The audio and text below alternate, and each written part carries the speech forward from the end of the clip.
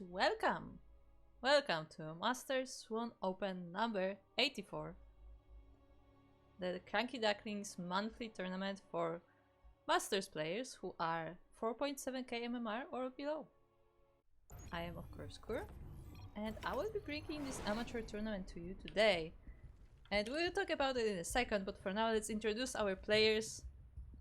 As we have loaded into Crimson Court, in the top right corner of the map we have our orange Zerg player representing GDA team. It is Davelitoss. Or Davelitoss. Yes. And across the map is their opponent. It is the blue Terran player from Germany. It is Captainfisch.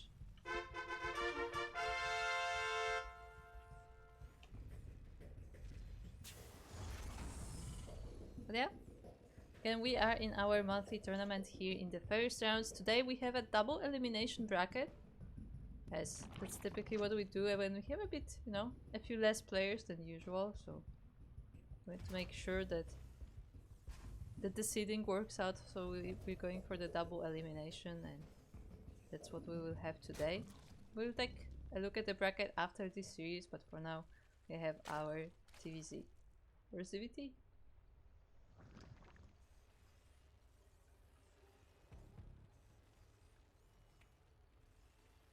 Well, both of these players have been participating in our tournaments in the past. Both of them are regulars in our tournaments at this point, I would say. I am pretty sure they are playing both the amateur parts and the Sparkling Tuna Cup, so they're definitely very active in the tournament scene. And we will see what they are planning. So far we are going fairly standard. We have the Reaper Expand from Captainfisch, we have the I believe it was Hatchery first, the Hatch gas pool.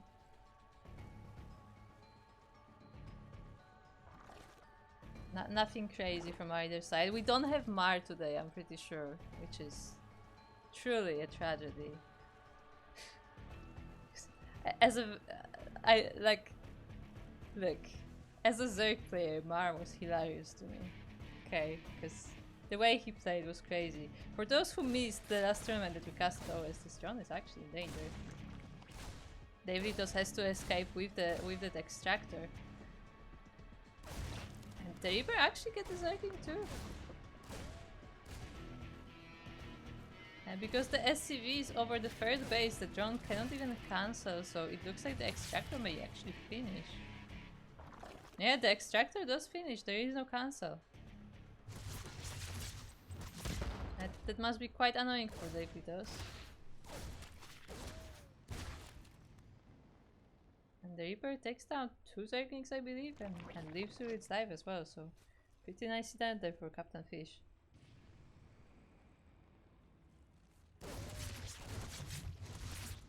Oh, it's so close, but it's just barely alive. The Queen does not get it down.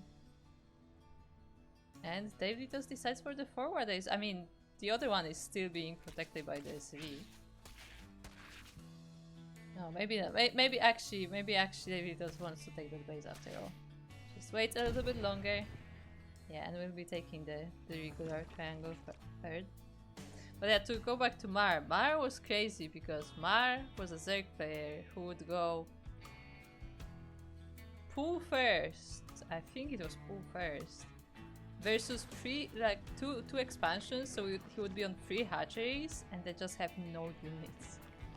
He made first 6 Zerglings and would just then proceed not to make anything at all. Like he would just macro up, just make drones, make queens, like there were no units for like a long time, and that is such a bizarre style. Bizarre in the sense that like it sounds like it shouldn't work, but it is.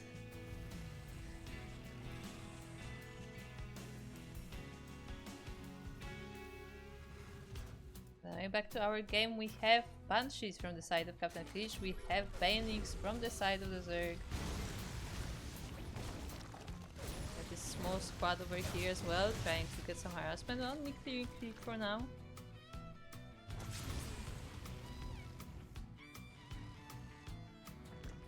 And here's the thing though, Captainfisch is working on Cloak, so if Davelitoss is not getting any spores, this may be very annoying. I mean, he doesn't have a lair, he doesn't... I was gonna say he doesn't need a lair, but he kinda does, because Banelings without Baneling speed versus a Terran are not ideal either. So it's very concerning that the lair is not falling up there yet. He's waiting for the gas, I guess.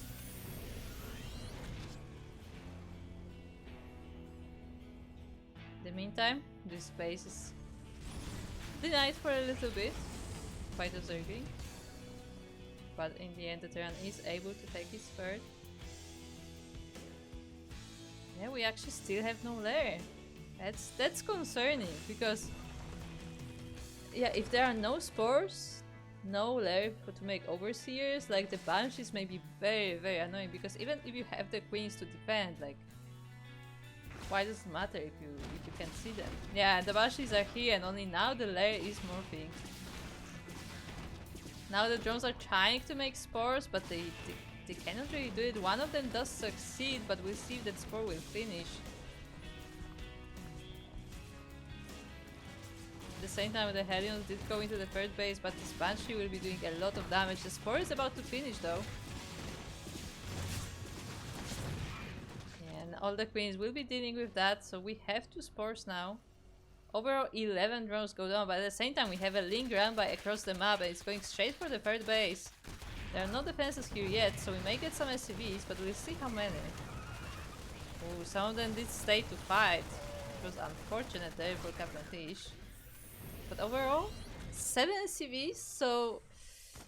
You know, we didn't tie up the score, but we did deny this third base. Like, it is currently not mining, it is being lifted, and maybe even we will get the tank.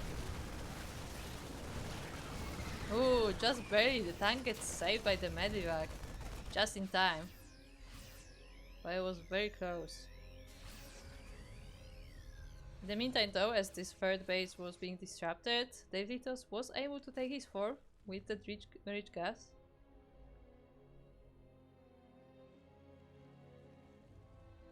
So that will definitely be very helpful. Another small run by here, just a bit of a disruption.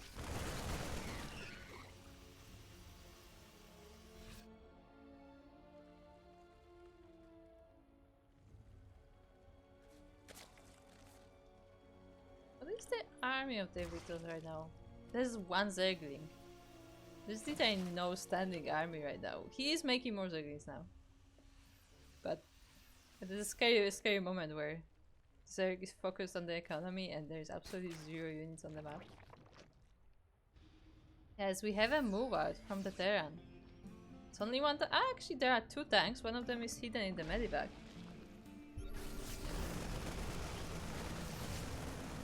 And we have no banelings. They are 3 on the way, but they still have to morph, and I don't think they can... No, they don't have baneling speed. The baneling speed has only just started.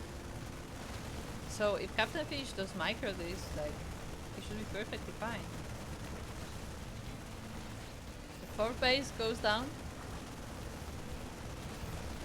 Hatchery has already been finished, so it is a kill. And the Terran will be moving forward. The banelings do finish, but again, they do not have speed. One of them is being sniped, all the others as well, and the tank on the back is helping too. The queens are starting to go down, and GG is called. Captainfisch will be taking game number 1.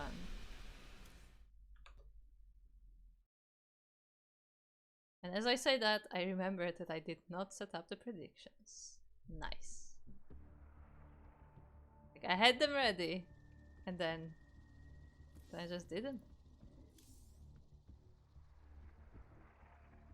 But yeah, GG to Captainfisch. Nicely done. Very solid game there. I feel like for Davelitoss, the biggest problem really was that missing baneling speed. I feel like it was very delayed. Because versus Terran specifically, like, you need those speed banelings. But overall, pretty solid game. I mean, yeah, I mean, even despite some...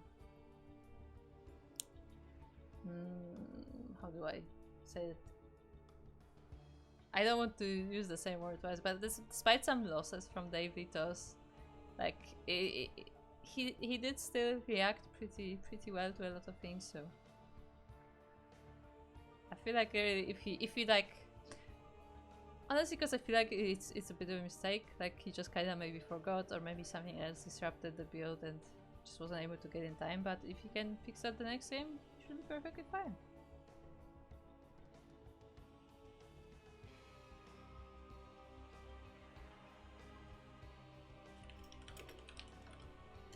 Anyway, we are waiting for the next map. As a reminder, this is Loser's Peak. So Davelitoss will be picking the next map that we will be playing.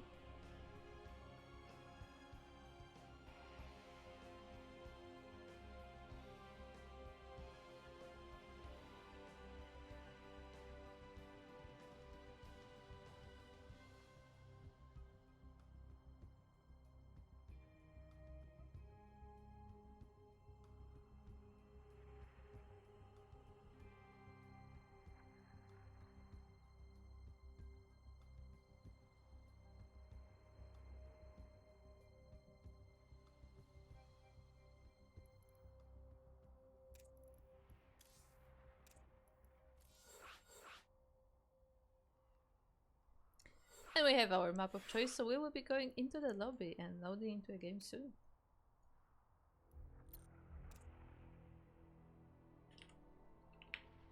Our players are ready, so let us go.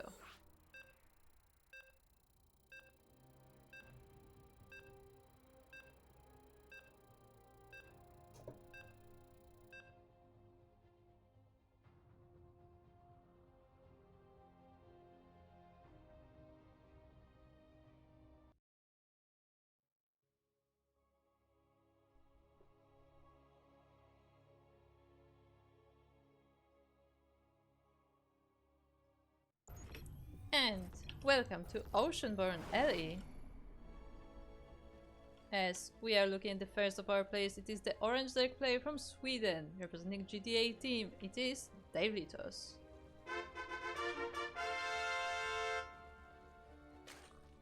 And across the map we have their opponent. It is the Blue Terran player from Germany. It is Captainfisch.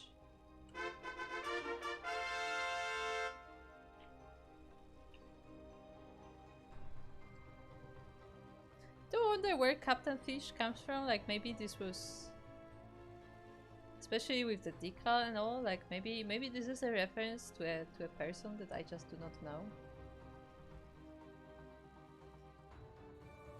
Maybe the fish comes from Fischer, which is a common name or surname.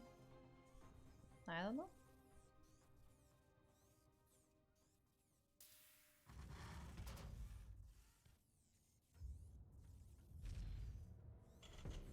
Ooh, we have a Turax from Captainfisch on the low ground. Meanwhile, Davelitoss once again going for that hatch first. Hatch pool gas actually, but it's very close anyway.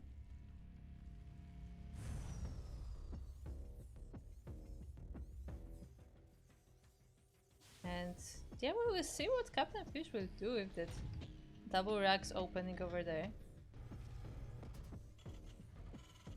Will be Reapers as we have gas. We have gas mining on the base. But we'll see how many Reapers he wants to do, because obviously this is not like a proxy or anything, like it's still all the way back home, so we'll see just how hard he wants to commit to that. But considering that Davelitoss does go for hatch first, like those Reapers might be very annoying.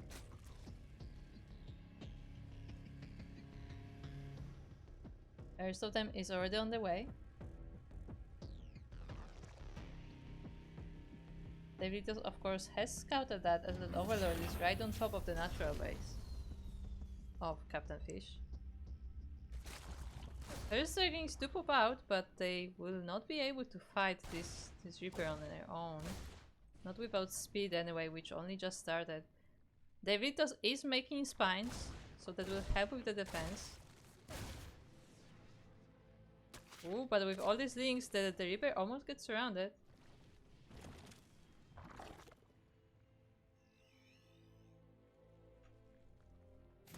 the Queen is here as well to help with the defense. How many Reapers do we have? We have 3 Reapers for now. And I don't think there are more coming. Yeah, we have Switch already, we are working on add-ons, we are working on the CVs. And going for Marines from there, so... The first wave of the aggression has been fended off by the Davelitoss, but it's only the first wave.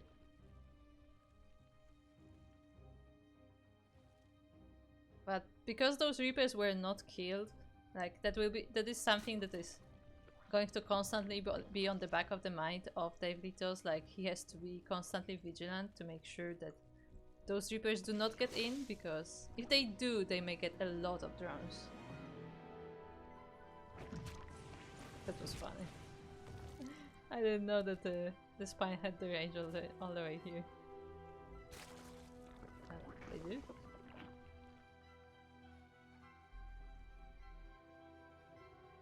So those are the extra spines, you know? They don't just spines, they actually have a knife at the end.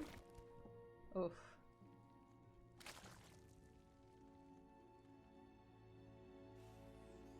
Anyway, it looks like Captainfisch is preparing for a bio attack. We have that steam on the way, it's already more than halfway done. We are working on Marines.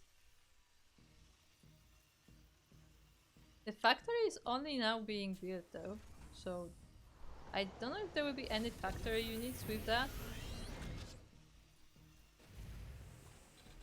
It's entirely possible that this will be just like a double drop or like, you know, just a pure bio move out, but we will see. Captainfisch is making sure that there is no scouting being done by Davelitoss. There are no overlords floating around.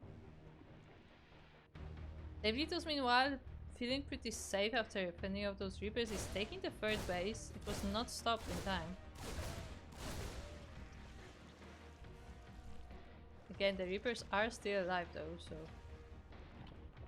Davelitoss has to constantly pay attention to that.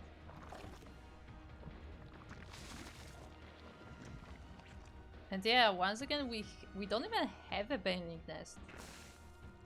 Like, this time Davelitoss is getting a lair, but there's only a pool that we can only make Zerglings. And I mean, Speedlings are great, but with all these Marines rolling in, oof, this may be a very difficult defense there for Davelitoss. Fortunately, he is getting Baneling nest now. With the lair being halfway done, he should be able to research speed almost immediately. Of course, the research itself will take time as well.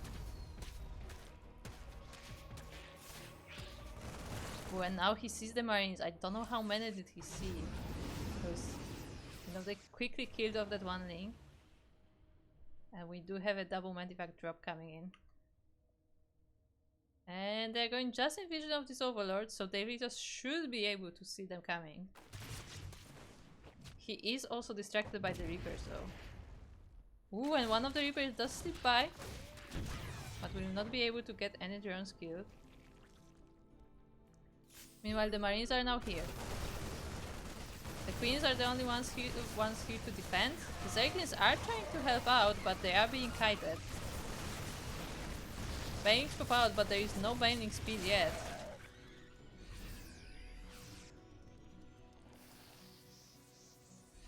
Captainfisch is very careful in this fight though.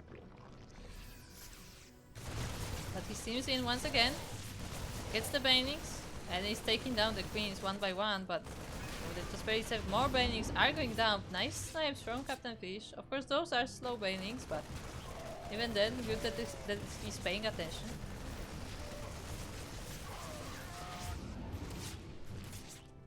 And all in all, even though like this was a very scary situation, even though like at least one Queen went down, it looks like Davelitoss is defending this. Like this swarm of Zerglings seems to be just enough to fend off this double drop, and yeah, only 5 Marines survive.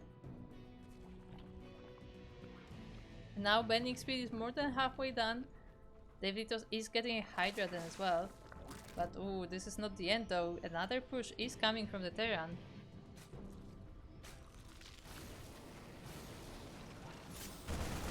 And this time there is tank support. The Zerglings are trying to go from the back and they may get the tanks, but a lot of them dies on the way. Yeah, it doesn't look like they can really do much. They get one tank, but it is all of the Link Bane, and the second tank does stand. Davelitoss is making more Zerglings. He is keeping the army at bay with queens for the time being.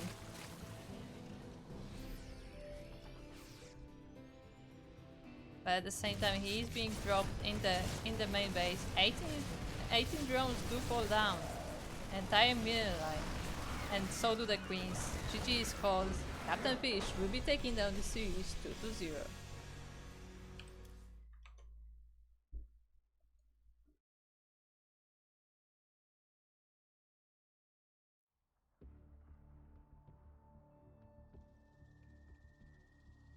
So GG to Captainfisch. Nicely done. And with that, he will be advancing to our next round.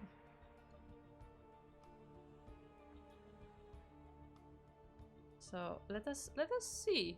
Shall we see how our bracket looks like, or what our bracket looks like?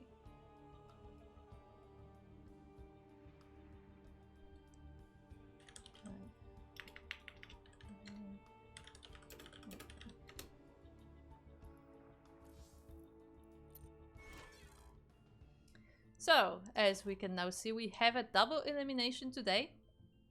So that's typically what we do when we have 8 or less players. We go for the double elimination. And we had the Captainfisch versus Davelitoss series in the first round. And now we will be going into the Captainfisch versus Ballen or Ballen. Ballen. Yes. That will be our second match. Meanwhile, we also have DizzyDwarf. Or DizzyDwarf Bert. It is DizzyDwarf, right? Versus Volarius. I believe Volarius is Malikus Prime? I want to say? I'm pretty sure Volarius is an alias, either way.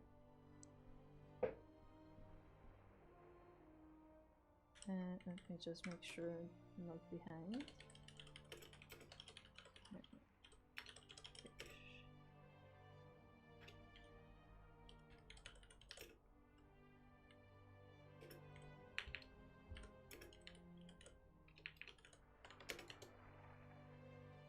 And yeah, and Davelitoss is not eliminated yet. Davelitoss will be going into the lower bracket and waiting for their next opponent.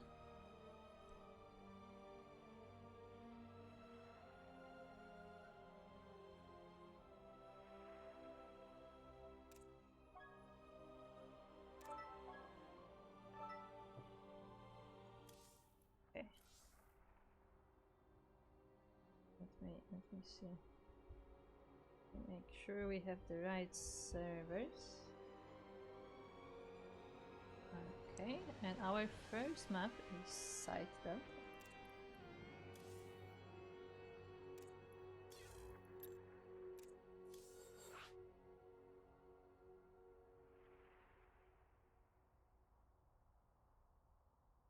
Let me actually set up the predictions this time.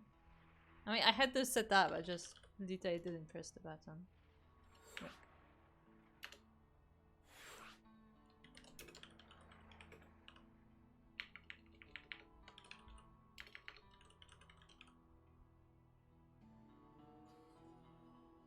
Okay, okay, okay, we are on the right map.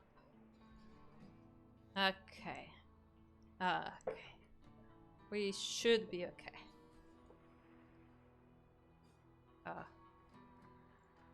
We have lost one player.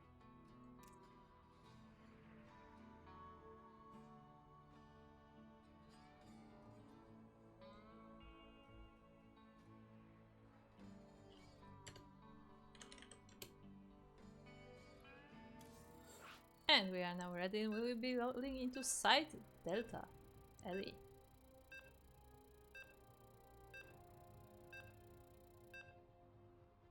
Anyway, as a reminder, this is an amateur tournament for up to 4.7k MMR.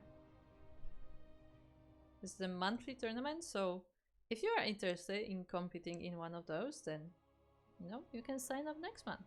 We also have Ducklings Open, which is a diamond and below tournament. So if you want to try yourself in that, then that's also available.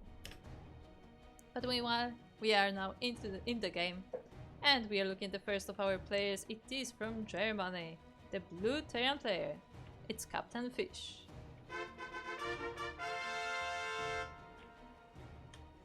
And across the map we have the pink Protoss player from Vietnam, I believe. It is Ballen.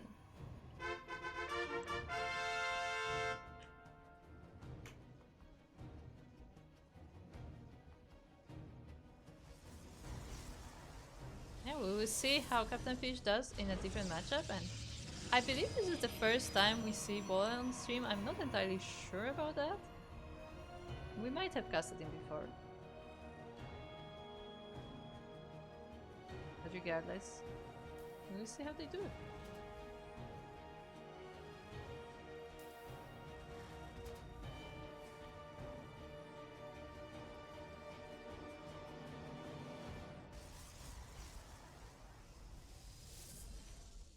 For now, that probe is going across the map quite early. So we'll try to further the CV a little bit, yeah. So we'll have a little bit of a harassment.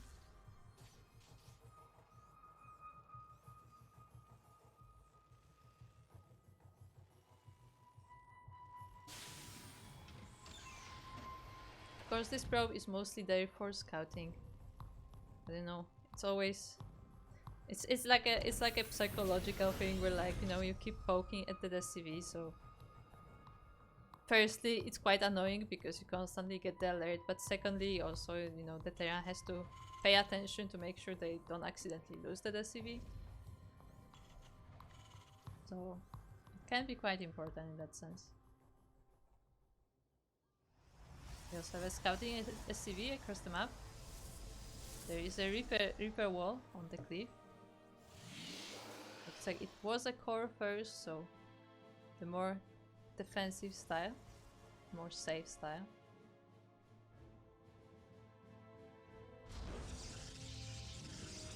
Oh, and we're going straight for a Stargate after that.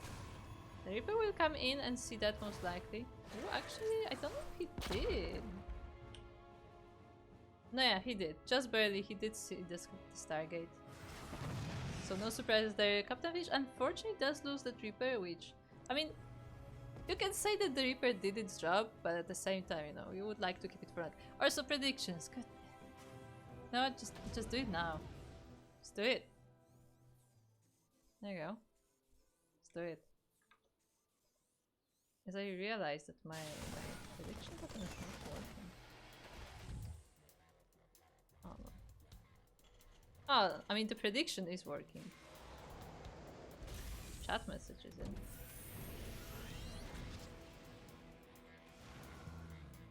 Oh, isn't that weird? As we're totally missing the adept coming in. The adept did try to sneak in, but it was denied.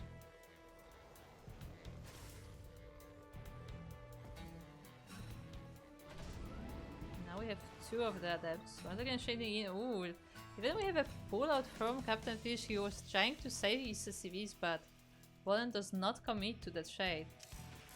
In the meantime though, we have a real Phoenix across the map. This is not a scout, but it's just a lone Phoenix, so it cannot really do anything. I mean, I guess it did deny whatever building it was, so it's a cute little move.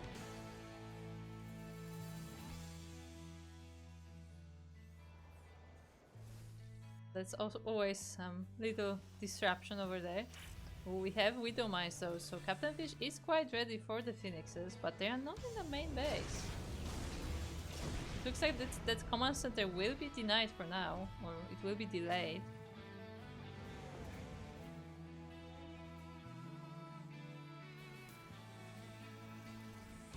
And at the same time, the Widow Mines, they are now going across the map.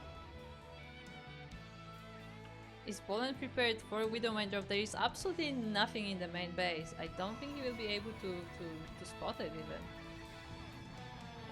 The natural... has a higher chance, but still will have to warp in some units because there are no defenses present at the moment. But can he see the drop? Oh no! Okay, only six probes. I mean, it's not nice. It's definitely not nice, but it could be like, you know, 12. We have seen things like that happen, but 6 is very solid. That is pretty much what Captainfisch wanted out of this drop. The Medivac is chased away by the Phoenixes. The Widow Mines may reset soon, and they are trying to get something done, but they are not done yet. And Phoenixes are able to pick them up. Yeah, the cooldown did not reset in time. Where is he losing probes?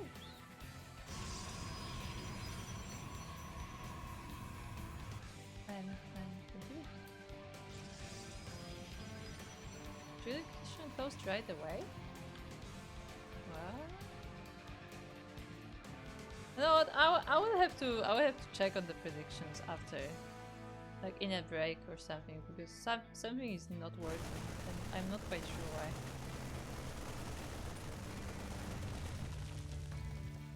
Like, I don't even think it's Jade's script. I think like something on my setup is not working. So I'll look into that later.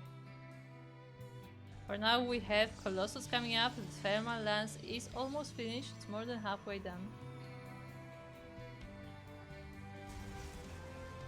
As this bird is starting to be saturated by Ballen. The Phoenixes are picking up some mules, which is always nice. Captainfisch forced to put some turrets to not be constantly vulnerable to those air attacks.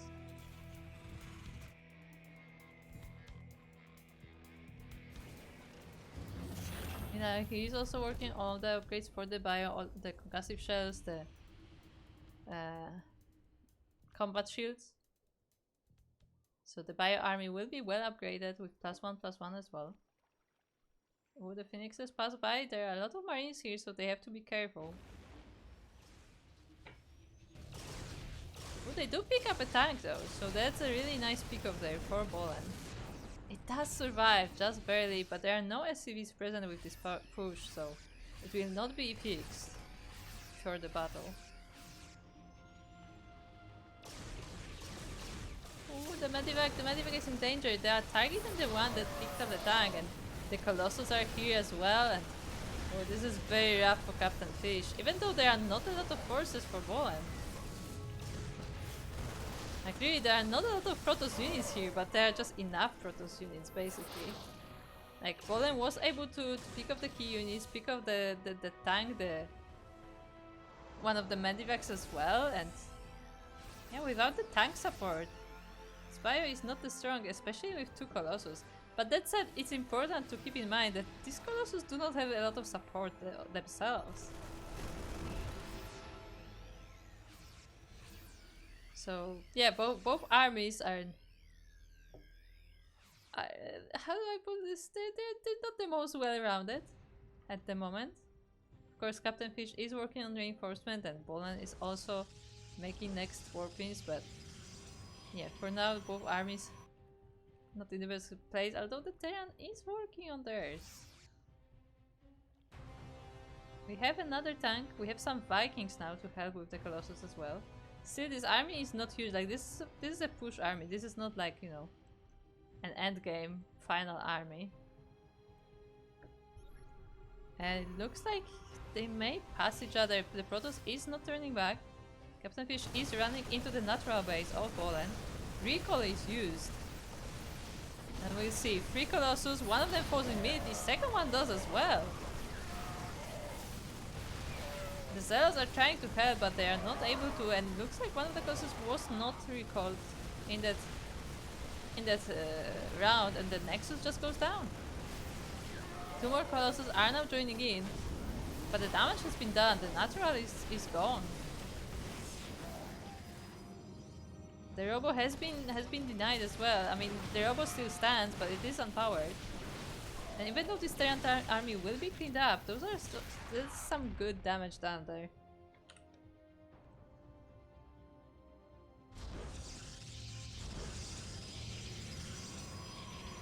So yeah, we have some more probes dying, we have the Nexus going down, we have this disruptor production currently unpowered.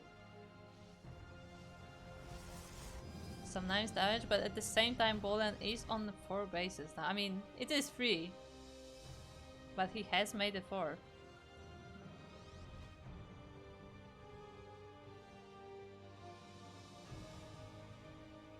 But as time goes on, I mean, Ballen's army is getting bigger. He did lose 2 of those Colossus, which is definitely painful. He still has 2 more. One of them is very low on health though, so it may be sniped, but we do not have... we have 4 Vikings now. Vikings have been remade. And let's see how this goes. The healthier Colossus is being targeted, but one of them goes down. The second one will go down as well. And now the Bio army is overwhelming this Protoss. The leftovers of the Protoss army are forced to go back home, and Captainfisch is pushing out, even with the landed Vikings now. I mean, with no Colossus threat, the landed Vikings are definitely a better choice, although we have to be careful about these disruptor shots. It was right in the middle of the Terran army. Very nicely done. I don't think Captainfisch quite expected to run into disruptors. Just like that, Ballen is defending. Overall, we have a pretty close game between the two. Like, it's a close game, but it's not close in the sense where, like, you know, neither player can really do damage. It's more like, you know, both players are doing damage to each other, and because of that, like, the game still, like, evens out. Both of them are suffering losses.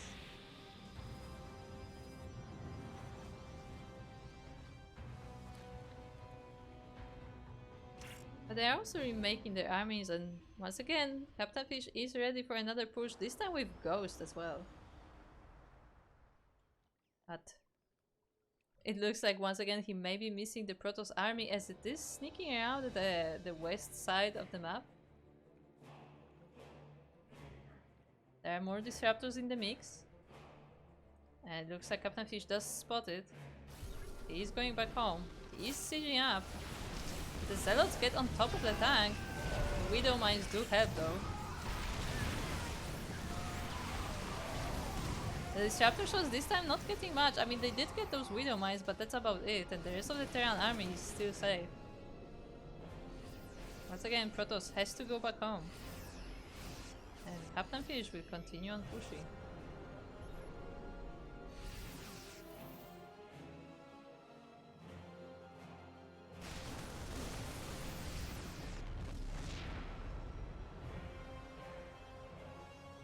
But there are more disruptors here. Ooh, a nice EMP on the Stalkers, but just the front of the army gets hit by that. Another disruptor shot takes a good chunk of the army, but the ghosts are still secure. Still have more disruptors zoning away the Terran army. There's also this warping getting ready.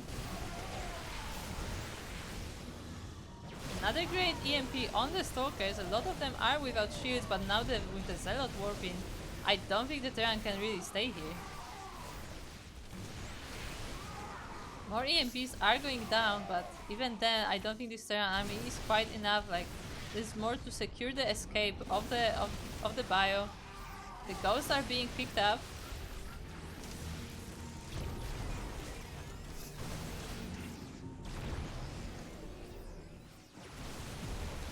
A disruptor goes down, very nicely done there for Captainfisch. Does snipe that one. Ooh, but another great disruptor shot dead there on Bio Army. Captainfisch doesn't quite dodge that one, and I don't think he really can continue attacking you at this point. I mean, we do not have Liberators in the mix though, so I guess those should help. I mean, disruptors cannot really shoot the Liberators, right? But we still have a lot of Stalkers.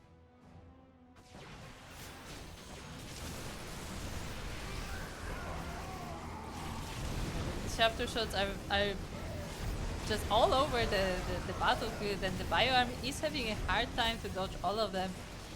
It is a bit of a split challenge there, but like very different to the Bending one. more Marauders are going down, but now Captainfisch is just going forward. He's just sniping units, and does he have enough? I don't think he does, but it looks like just barely. But the disruptors do recharge. We have a Zealot reinforcements too, and that is it for the Terran army. Of course, there are reinforcements, as Terrans are really good at reinforcing. Like, Ballen would like to go forward, to push with his army, but with the reinforcement coming from the Terran, can't really do that.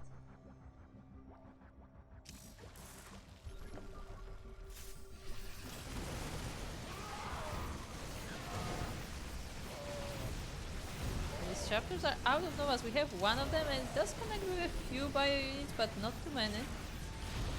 Oh, this one actually gets a stalker. Unfortunate. Not quite in the range.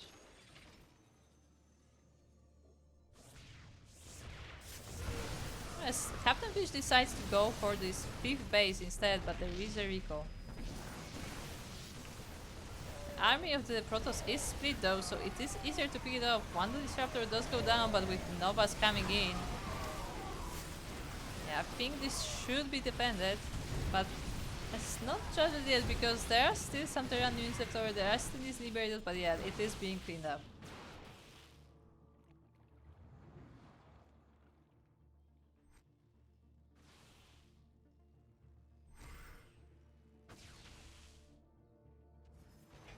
Once again, it looks like neither player can really attack into the bases of the other at this point.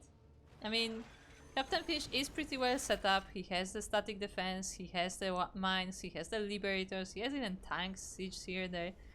This top base is not as defended, but it is a planetary fortress, so now overall he seems pretty secure. And Ballen keeps trying to attack into these positions, but Terran is always there. Meanwhile, every time Captainfisch attacks into the Protoss, he is met with a lot of disruptor bows, and usually that does not go very well for him.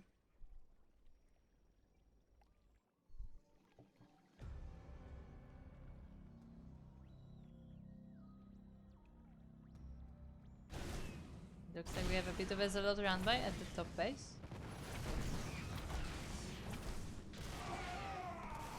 The planetary fortress is able to deal with that. Oh, actually, this one turret does go down.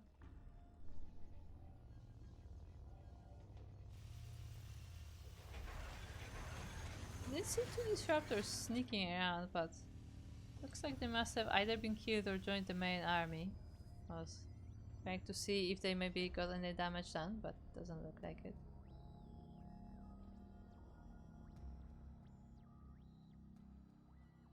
Well, I'm once again rotating to the top of the map this time. We try to get that planetary fortress, as other than the planetary itself, there are not many defenses here.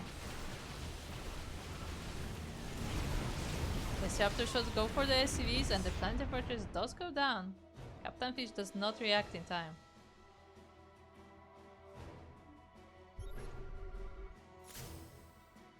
Oh, Captainfisch is trying to chase this army. I don't think if he can, but he will catch up to it. At least one disruptor will go down, but has to be careful about the Nova.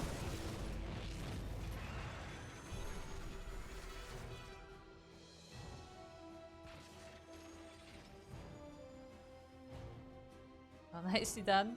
Ballen just goes around the liberation field. And it looks like a lot of the army will be going down, but the EMP covers most of the army. But even with the EMP blanketed over the Protoss, Ballen is still able to overpower this army, and the entire Terran force is cleaned up. Of course, once again, there are reinforcements back at home, but it's not that many, and the Protoss is sending some of their own.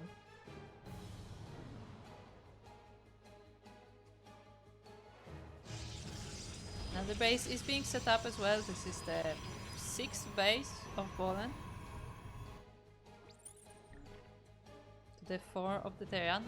The 5th was denied. or was killed. Ballen keeps going forward. Now he will deny this defensive position. The reinforcements from the Terran are coming in, but are they here in time? Ballen is being careful about how he engages this. He doesn't just run in. Tries to maybe, you know, bite at this army with the Novas, but doesn't commit just yet. Captainfisch expands on the bottom instead. It's quite close to the Protoss base, but still hidden enough. As currently Ballen is focusing at the top of on the top of the map.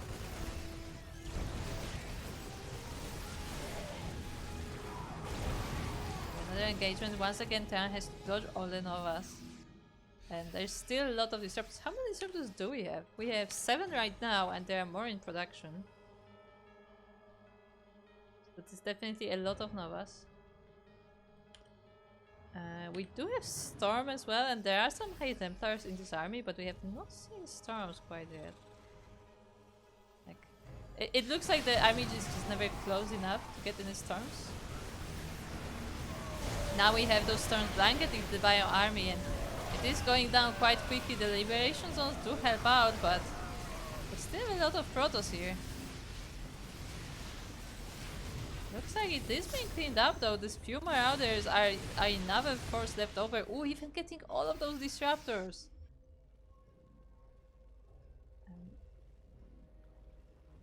Why, hello there. Do you come here often?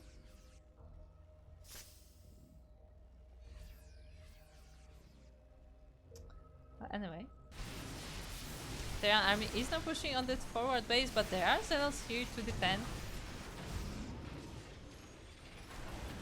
And this is a very messy fight. I mean, we have Liberators in the air versus Zealots, and neither really can fight. But now the Stalkers will clean it up, and the game number 1 will go to Ballen.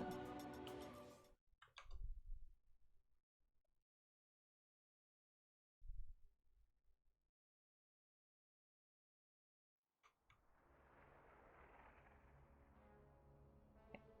We have our second map.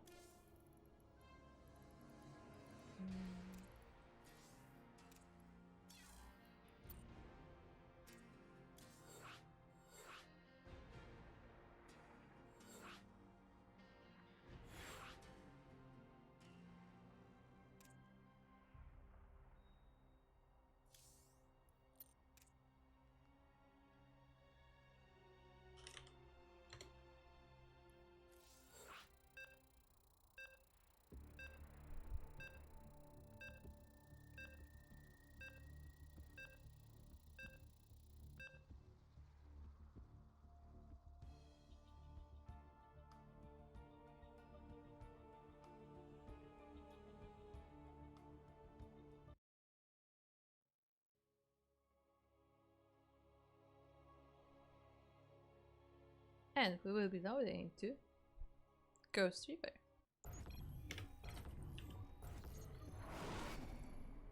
As in the top right we have our blue Terran player from Germany. It is Captainfisch. And across the map we have the pink Protoss player. It is from Vietnam. It is Ballen.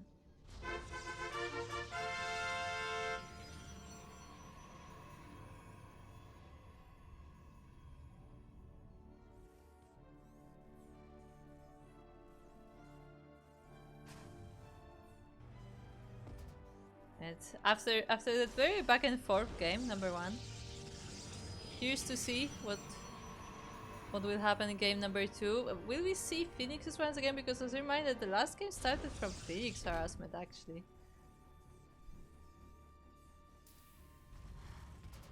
So we will see how it will go this time.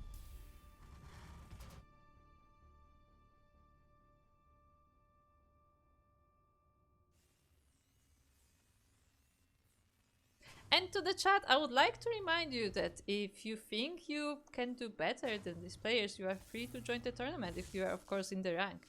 Just saying. You can try yourself. Like, As long as you have the games, as long as you are eligible rank-wise, you can also take part in these tournaments and, you know, maybe you can beat those players.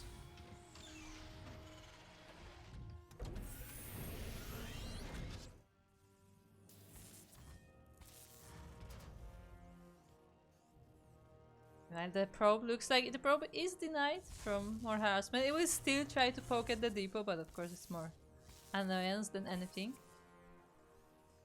As there is once again a Reaper expand, this time though in the base, in the main.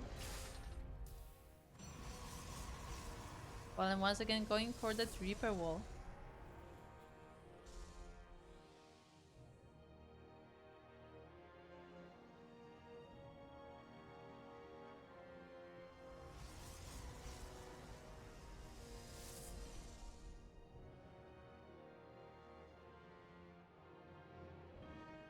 Reaper coming in, checking what's going on, sees the expansion, and I mean that's about it for the time being, as no tech has been chosen yet. Meanwhile, it looks like Captainfisch is going for a Cyclone first, which I guess makes sense considering the previous opening that we saw with the Phoenixes.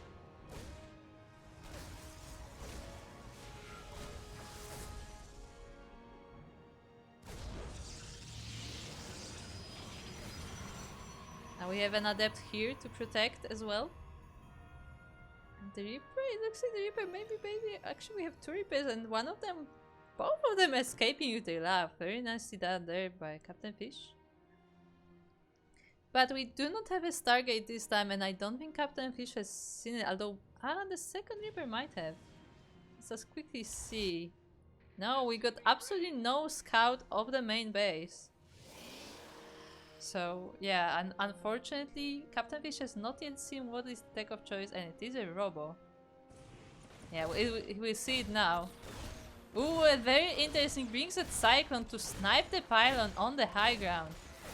The others will try to help out, but they won't be here in time. Very nicely done by Captainfisch. And at the same time the Reapers get in because there is no wall anymore. I mean, the Reaper won't on its own won't be able to do much, but that's a really nice delay on the production. Even delays the warp gate just barely. It was about to be done. So this gateway can't even turn because of that.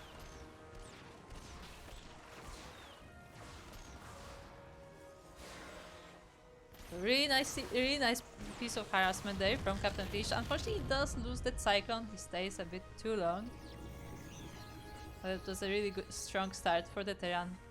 Next up, he is working on a Liberator, so there will be more harassment. I assume he will be coming from this angle, judging by how it's queued. This is also where the Robobay is, so he will be able to scout that. Looks like Ballen feels safe enough to take a third base though.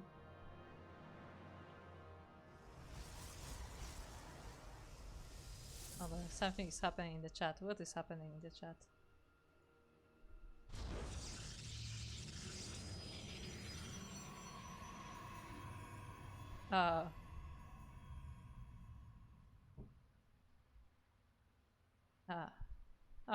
It looks like chat can't read. That's unfortunate.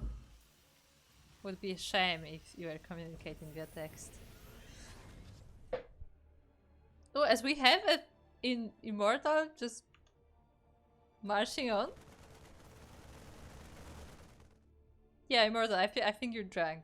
I think you need to go home. Yeah. I think it was meant for that observer that was queued across the map and got some scouting done on the Terran.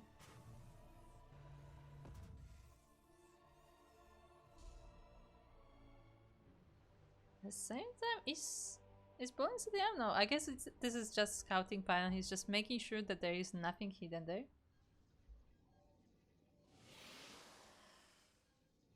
As once again, Ballen is working on Colossus, getting a Twilight Council now as well. So we will have that Colossus to help out. At the same time, there is a drop coming in. It is a bio drop with Marines and Marauders, and it will be going for the natural base.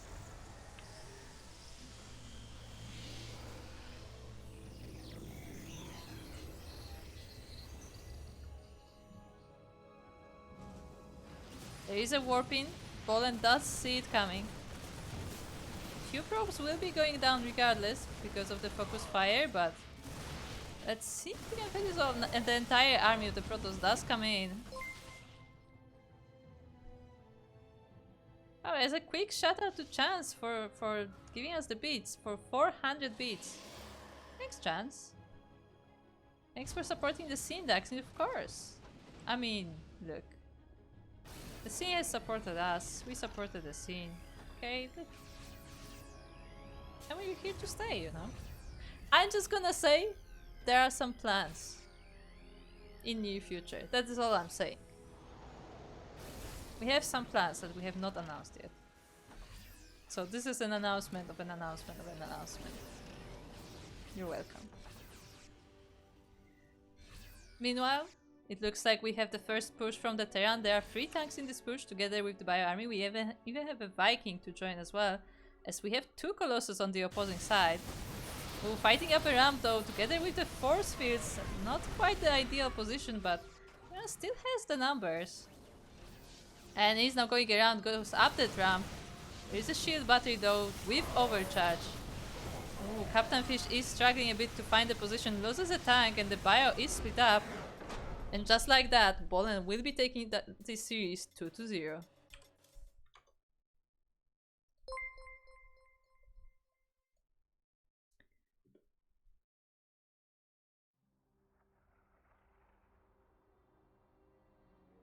So GG, nicely done there.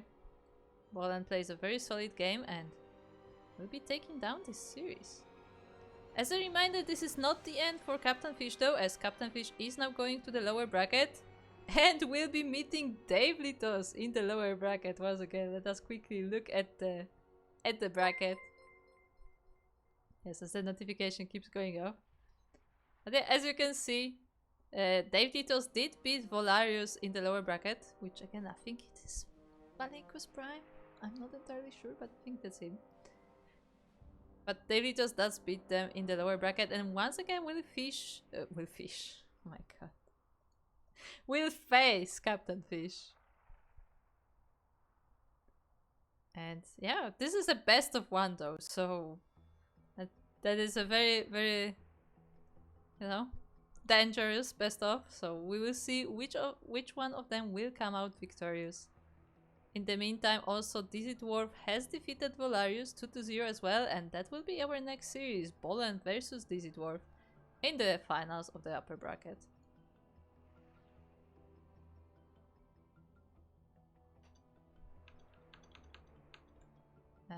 Before that,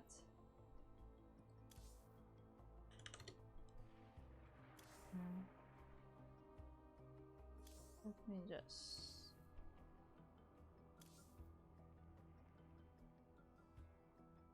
move from party. Add to party.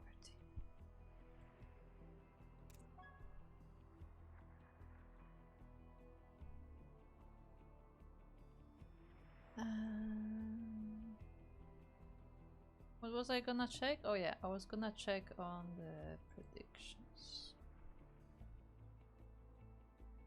Because something doesn't seem quite right.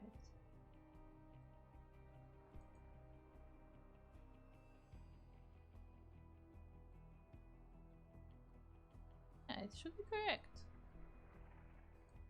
We will test. We will test. And hopefully the predictions work this time. I may have to just look into it after the stream. Because again, I feel like there's more things that are just broken in my setup today, and I'm not quite sure why.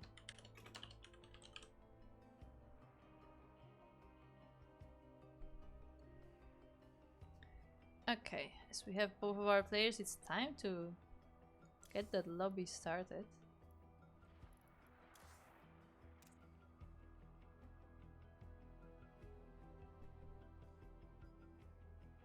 Oh. Actually, now that I think about it. Do you... actually, no. No. Yes, I am talking to myself at this point.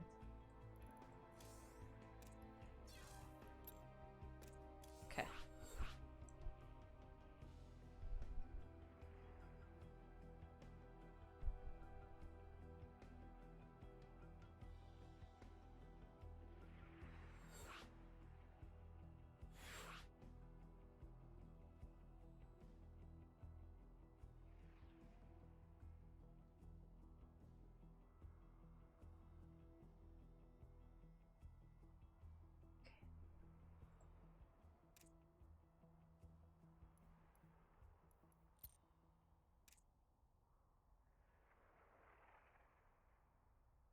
Okay.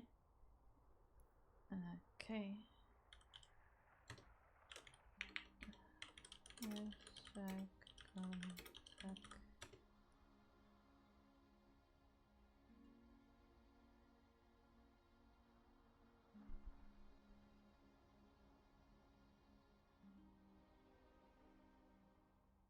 Okay.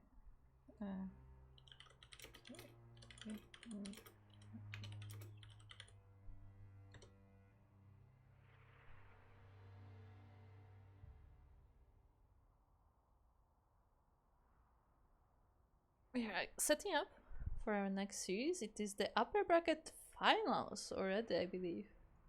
Yeah, it is the upper bracket finals. So the winner of this will be going into the grand finals.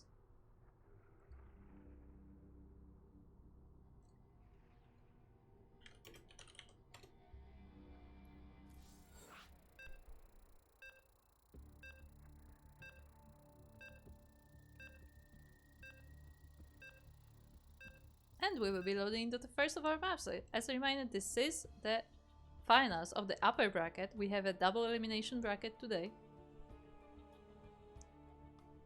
And while we are here and we are waiting for the game to load, quick reminder that this tournament is fully funded by our patrons. So if you want to support this and the future tournaments, then check out our Patreon. That is how we fund all of our tournaments. So if you want to see them keep going, if you want to see them grow, because we could potentially also, you know, make them slightly more rewarding, to put it that way, you know, increase the prize pool, make the tournaments more often, and so on and so forth, then, you know, consider supporting us on Patreon. But for now, we are in the first game of this upper bracket finals. We are on Alcyone, or Alcyone. It's why? Just map makers, why? Anyway, in the top right corner we have the first of our players. It is the red Terran from Poland. It is DizzyDwarf.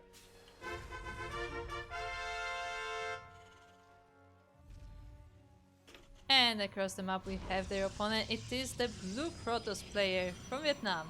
It is Ballen. I do not know if either of these players are on a clan. I do not have that information. It is possible, but I did not see the clans on this server.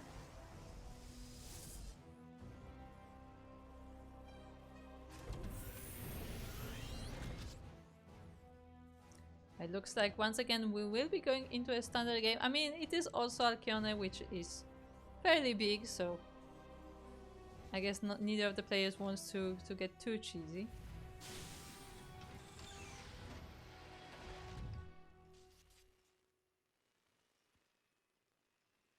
I noticed that in general, like we had that. It was especially visible in the MMR series, which I believe was SDO, right? Yeah, it was SDO. But I noticed that in these amateur tournaments, like most players don't really cheese, which is quite interesting because on the ladder you will see a lot of cheesing, but in these tournaments, like most players want to play solid macro. Like sometimes it's more aggressive, sometimes it's more, you know, late game focused, but most players, like almost all of them, decide to play macro. Like you see very little cheese, which is very interesting to me. Yeah, Ballen this time protecting his stuff, but This Milo actually is still very much on the edge. And once again, we have that Stargate. So it looks like we will have more Phoenix harassment. We have 2 Reapers for going across the map. They will be met by that Adept. And neither of them wants to go into that fight right now.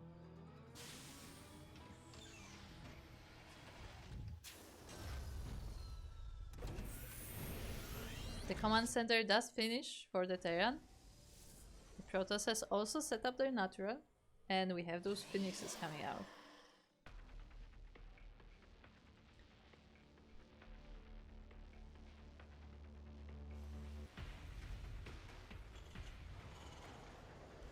Calzone.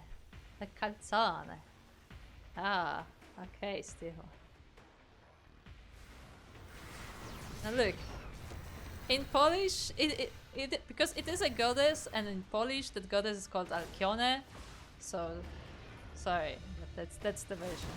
As both Reapers do go down, the Phoenix is revealed though, so can Captainfisch be ready for it? He has a few Marines, but no turrets.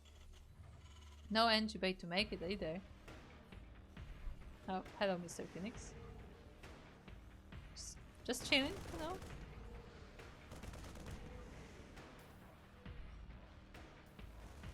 The Phoenix does have to go away. At the same time, the Adepts on the front are chasing away the SCVs. I don't think any of them did fall down. Maybe a Mew. But it looks like the Adepts will be cleaned up before they can do really any damage. I guess the damage is the lost mining time. The workers did have to be pulled, but none of them are killed.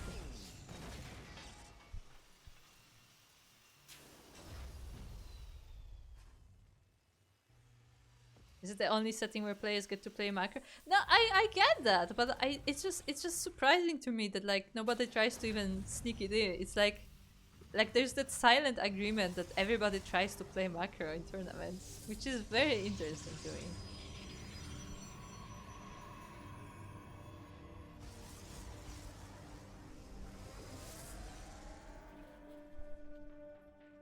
What I'm really saying is, where is Papa Panda? I miss Papa Panda. Not that Papa Panda is cheesy, but Papa Panda is just Papa Panda. This is why I was so happy to cast Mar, because it's just something different. Like Mar was not cheesy either. There was no cheese there. It was just bizarre. I really like the weird playstyles, the non-standard. I am biased like that. So once again, Ballen is working on Colossus. The Phoenixes have already... they haven't really done much, but like, they're not the focus anymore. They still try to fly in, maybe get some SCVs, maybe get some scouting, but they don't really get much damage done. Ballen has already transitioned into the ground army. Like, I always want to say, like, I don't know if that Phoenix opener is worth it, considering that like those Phoenixes don't really do anything. But maybe it's I guess it's helpful to keep the Terran on the other side of the map, because they are constantly busy with the Phoenixes flying in.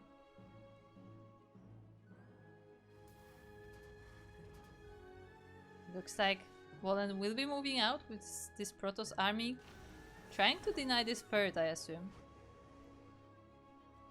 We don't have a lot though. We have 2 Immortals, we have 1 Colossus and a few Gateway units, but this is not a big army. There is a tank across the map protecting the third base. So we will see how that goes.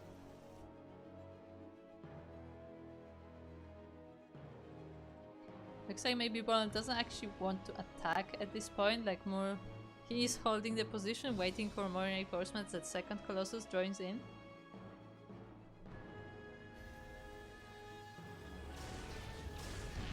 DizzyDwarf is focusing on the macro as well, but now he's losing SCVs to those Phoenixes.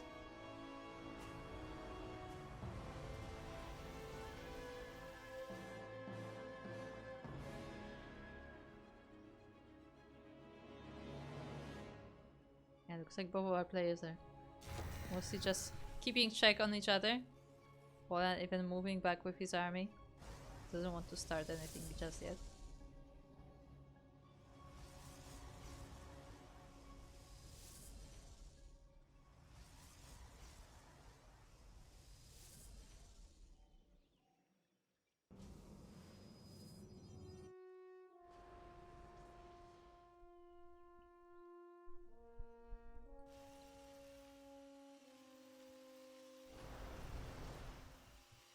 The phoenixes are flying around, but now with the Vikings they will be having a bit of a harder time. The scan sees the entire army of the Protoss, so this dwarf is well aware of what Ballen has prepared. He does not see this fourth base though, which is coming up. Oh, Seth scans as well, I guess trying to look for an observer, but I don't think there was any. I don't think Ballen has quite sent any, or might have come back home already. Storm is only just started. We have a few High Templars in this army getting energy, but they won't be useful just yet. Oh, this is a very interesting place to fight. There's a lot of choke potential here. Oh, but the Colossus go forward straight for the Vikings. They do not have any support whatsoever. One of them will be sniped. Very unfortunate pathing there for Ballen.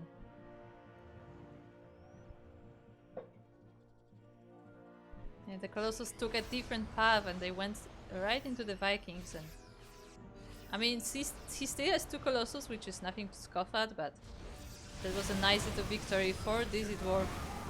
Oh, but can he dodge? He does dodge that most of that Nova. Like a few Marines to go down, but nothing too major. Another Nova does hit in the middle of the army though. And ooh, the Storms are now ready and they blanket the entire Bio army, the Vikings too. And now this army is really weak. The Medivacs are out of energy and they are being sniped as well. DizzyDwarf has to go back home. Meanwhile, Ballen is pushing forward.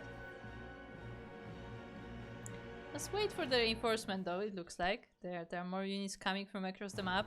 Ballen doesn't really have any warping point to reinforce closer.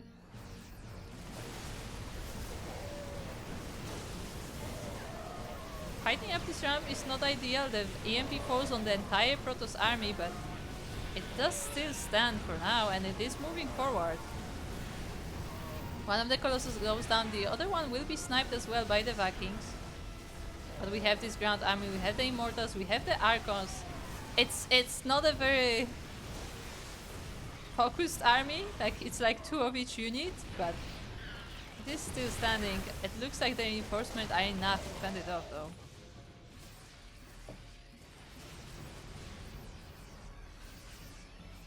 So in the end, I mean, Ballen did like bite into the base of DizzyDwarf, but he wasn't able to do any like damage to infrastructure.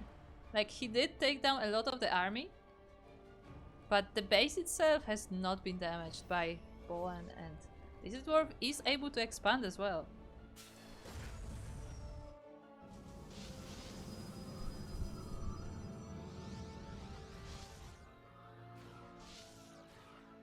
Ballen is warping in more Zealots.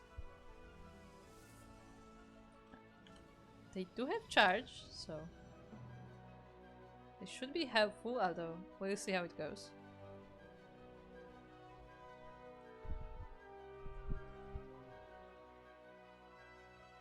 DizzyDwarf now checking on all the bases, making sure he knows how many expansions Ballen has. And another attack is coming from the Protoss, this time going for the natural base of the Terran. The army gets kinda split between the reinforcements and the main army.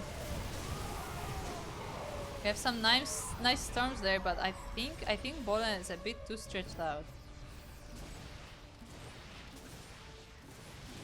One of the High Templars goes down as well. And now DizzyDwarf is pushing forward.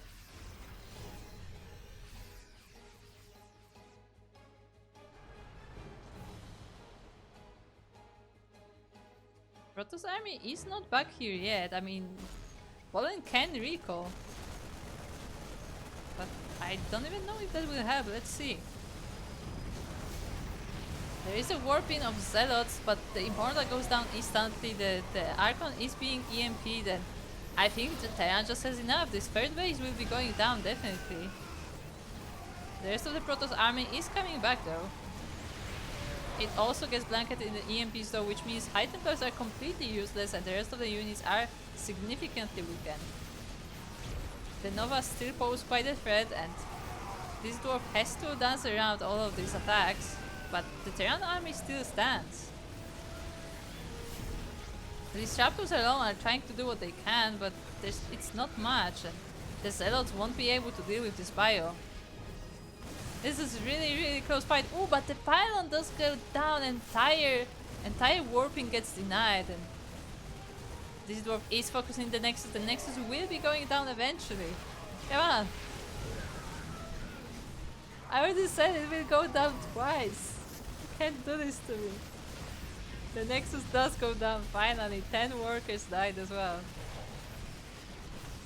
And now the reinforcements of the Protoss should be enough to take down this Terran army, but damage has been done, the base is gone.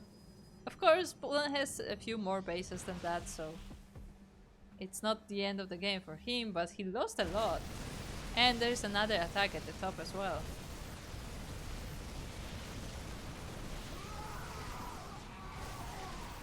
Poland tries to defend with his gateway army, but he actually doesn't have all that much. Like, he lost a lot of the units, and that's enough. DizzyDwarf will be taking game number 1.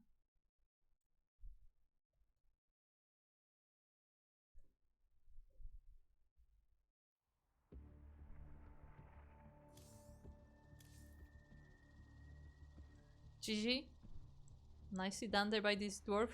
It was a very like, generally the game was pretty solid, but like once DizzyDwarf started attacking, it was very close. Like, he barely had enough units to keep fighting.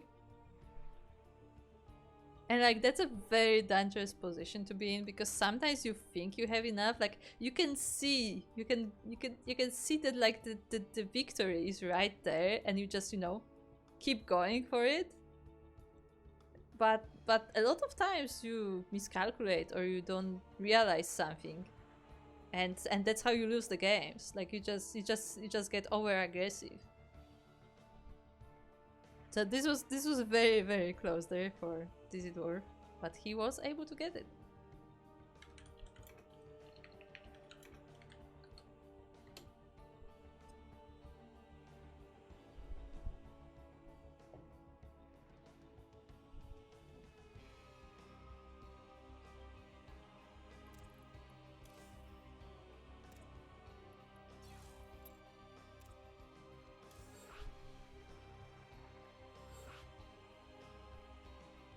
As both of our players are exchanging their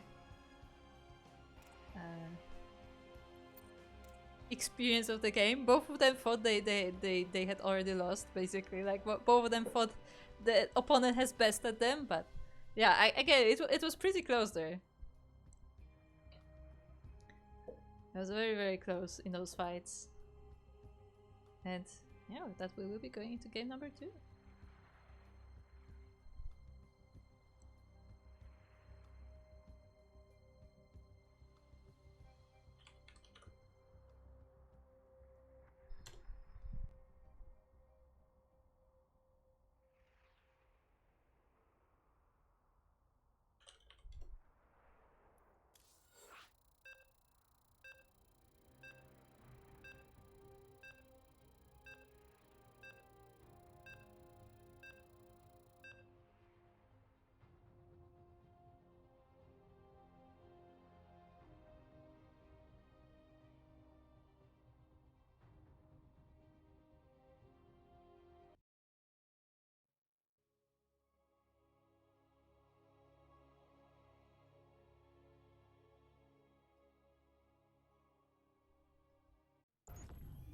And we are now on Golden Aura LE, which is the second game of this series. we are looking at the winner of the first game right now, as he spawns in the bottom right corner of the map. It is the blue Terran player from Poland. It's DizzyDwarf.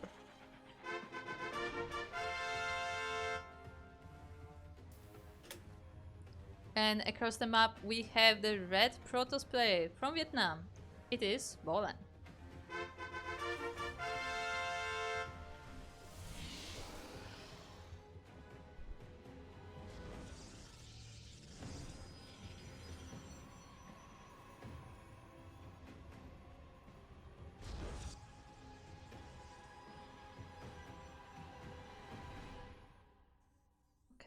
Can the workers meet in the middle?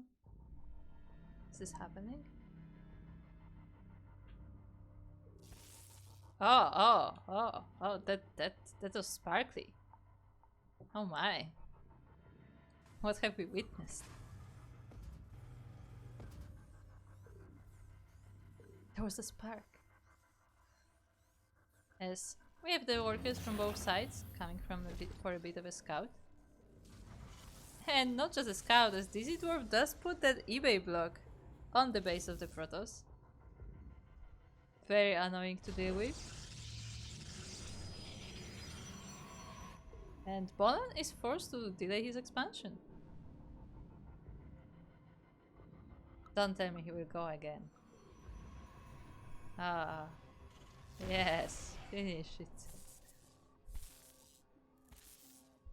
But yeah, this NG Bay will be quite annoying. Of course, it is, only has, you know, a little bit of health, so this should be able to deal with it fairly quickly, but it's still quite annoying right in the beginning of the game. It disrupts the build, it delays the Nexus, and yeah, in general it's quite annoying to deal with. Something that Protoss have been doing for a long time to the Zergs, huh? But anyway, it is dealt with quite quickly, and Ballen was able to expand it. It looks like DizzyDwarf is throwing down his base now as well. Was getting a few marines before that, just to be safe. Once again, Ballen is opening with a Stargate.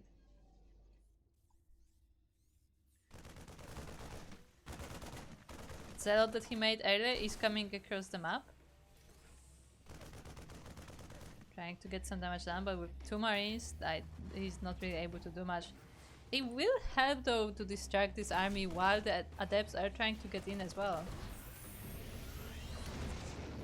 And with the help of the adept, the CVD goes down and the base of DizzyDwarf is delayed.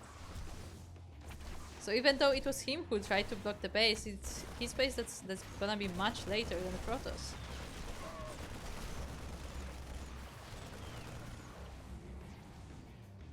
The Cyclone out, the Protoss army is cleaned up, but again the delay has been done, the damage has been done, and Protoss is already saturating their base. Of course Terran can, you know, transfer the SCVs from the main, but still it is gonna be taking this base this much later.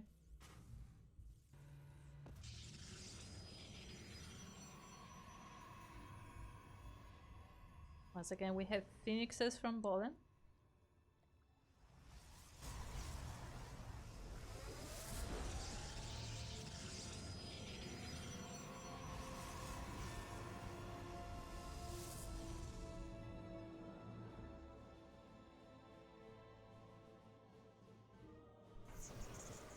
And it looks like Ballen is preparing to get the fur. Actually, where are you going with the probe? I guess he can make just a spotter pylon to make sure that he's not surprised by any Widow Mine drops or stuff like that, or maybe, you know, Liberators and so on. Doesn't look like any of the sort is coming from the side of DizzyDwarf though.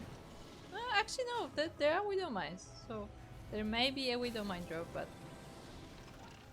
we'll see. I feel like those may also be just like defensive Widow Mines, but we'll find out soon enough. But yeah, it looks like it is that spotter pylon, just to make sure that Ballen is not surprised by anything coming from the Terran. And once again makes 3 Phoenixes or so. Yeah, 4 Phoenixes this time.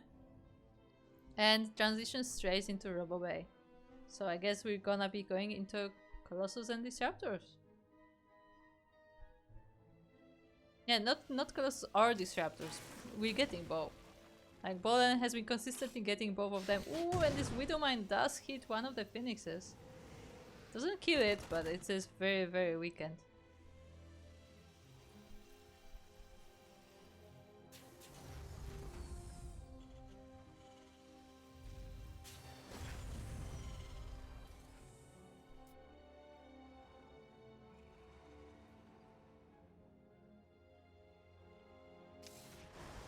The third base has been taken by the Protoss. And yeah, looks like both players are chilling for the time being, just getting their macro up. Ooh, another hit on a different Phoenix, so still alive, but the Vikings will be able to clean it up. DizzyDwarf is getting his third CC ready. Also working on the upgrades, getting steam, getting the combat shields, and yeah, both of our players just focusing on improving their army for now and not so much on being aggressive. Phoenixes are going back home. Ballen realizes that they can't really do much over there.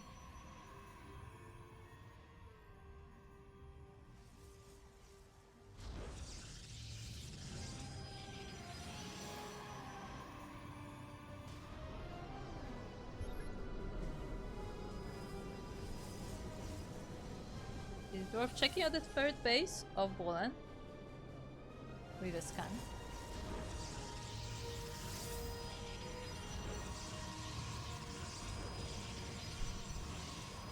Shaking my head with a sentry.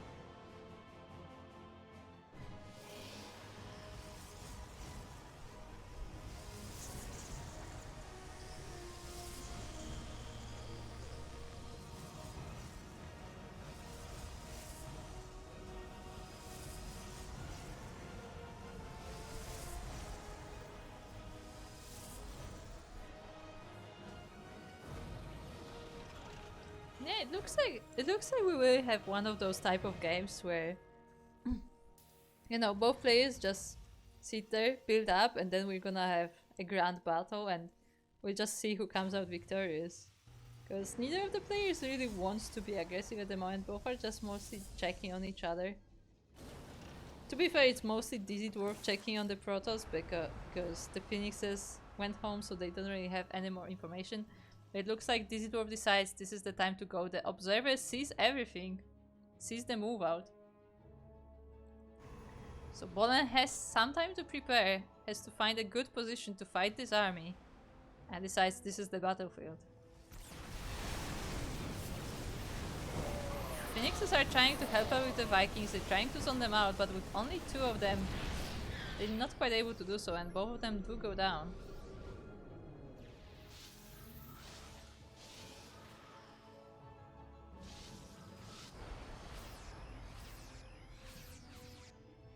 That of the Terran army is now damaged by steam, really. So that does make them a bit weaker, but the medivac is there to heal them. Only one medivac though. It's mostly Viking army. Colossus are losing health quite rapidly, but the bio also doesn't have much support because of no medivacs. It looks like there's enough bio to overpower the Protoss though. The Disruptors did not help this time. All of the Colossus are dead. Even the Immortals did go down. And we're looking mostly at the Gateway Protoss. Like, there isn't even any Robo units in production. Well, I'm getting a fourth base instead, but I mean, what are we doing with the army? Like, Ballen is getting Blink. Now resuming the Disruptor production, and looks like he will just focus on that. He will just focus on Disruptors and not so much on the Colossus, but we will see.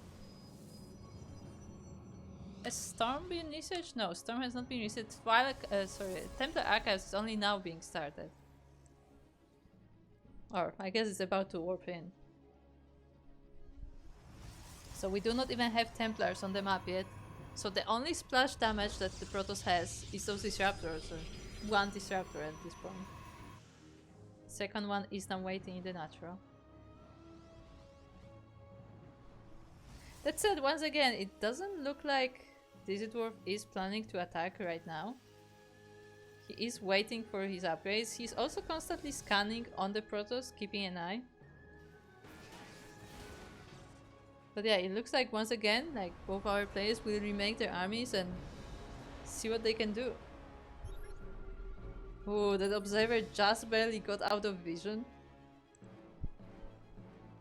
Like, DizzyDwarf knows that it's here, but just before the scan dropped down, Ballen was able to move it away. Oh, we have a few zealots over here. At least discovering the base of DizzyDwarf. They were also very close to taking it down, actually. Maybe if they focused a bit more.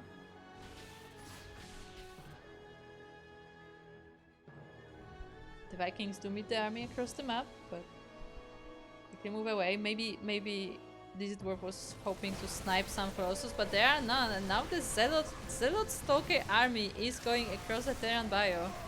Cross against the Terran.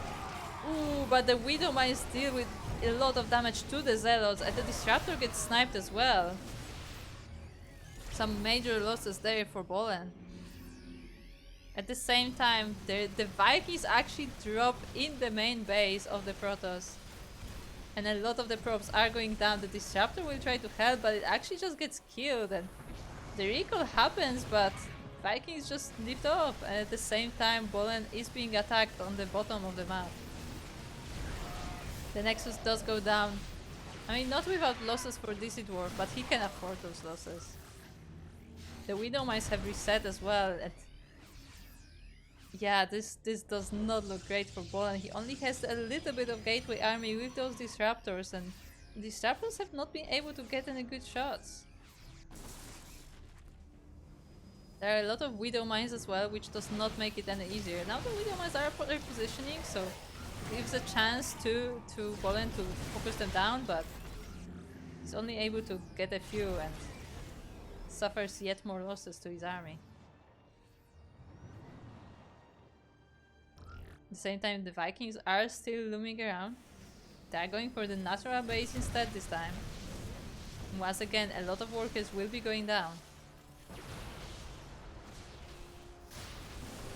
Meanwhile, the rest of the Terran army is going forward towards the Protoss bases. Protoss is trying to chase it down, but it's definitely not easy to maneuver all of this, and the EMPs land on the army as well. That said, this Terran army is very damaged, so it will be cleaned up eventually. But not before taking a lot of probes with it. And the Vikings are just finding another occasion to dive, like again and again. The thing is that, like, you know, DizzyDwarf can't really do much else with the Vikings, like, because like those Vikings were made to fight Colossus, but there are none, so instead he decides to use those Vikings for harassment, which again has been working for him pretty well. Now the Vikings do move over the army and they will be lost. Another viable is going forward. More Widow Mines. Novas do not connect with the army at all.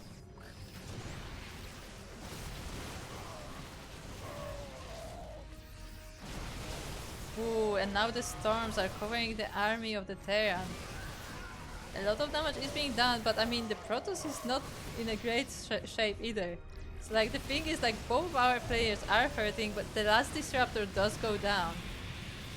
And the High Templars are forced to turn into the Archons. I think DizzyDwarf is starting to overpower this army. I mean, he has not won yet though.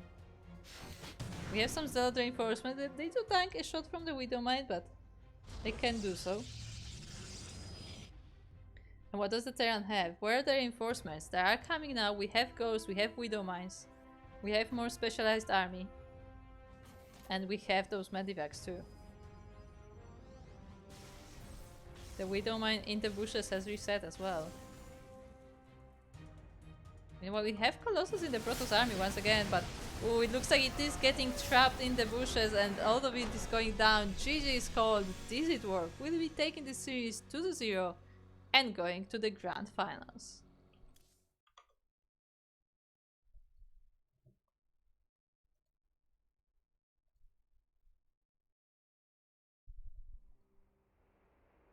So GG, nicely done for DizzyDwarf.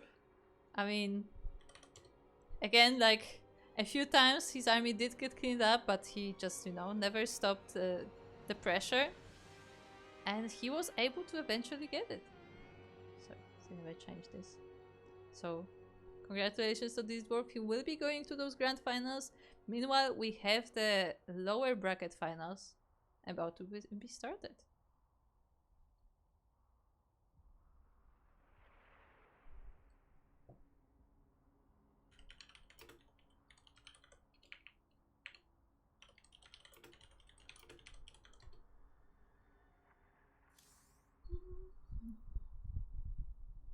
Okay, let me.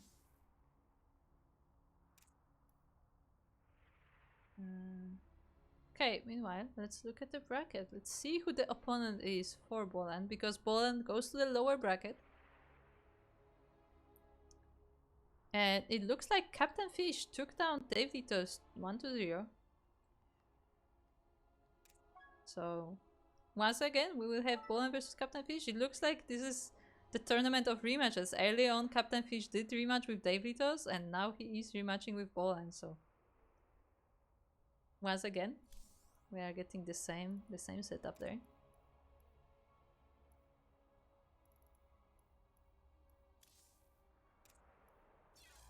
Same matchups, I should say. Yes. Look, talking and reading. It's hard, okay?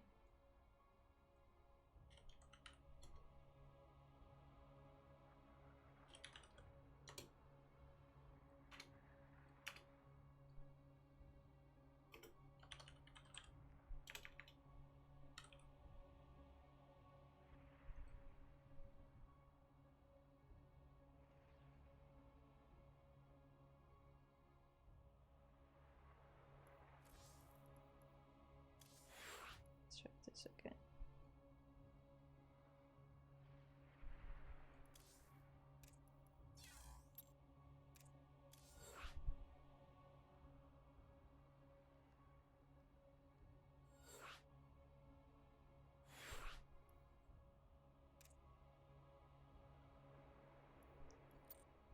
Okay, setting up our lobby.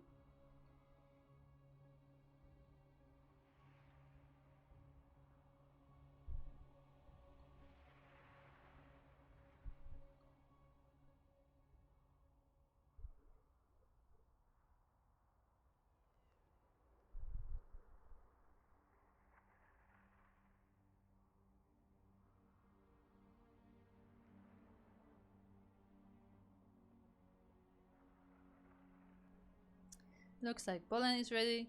Captainfisch is ready. I can type. Let's start the game. GHLHF. Yes. Good have luck. Have fun. Yes.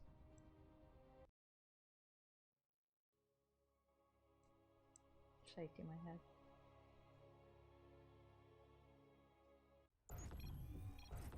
But anyway, we are now here in this best of 3 lower bracket finals, and we have a rematch coming up, as in the bottom left corner of Crimson Court Alley we have our blue Terran player. It is Captainfisch. And in the top right corner of the map we have the red Protoss player. It is Ballen.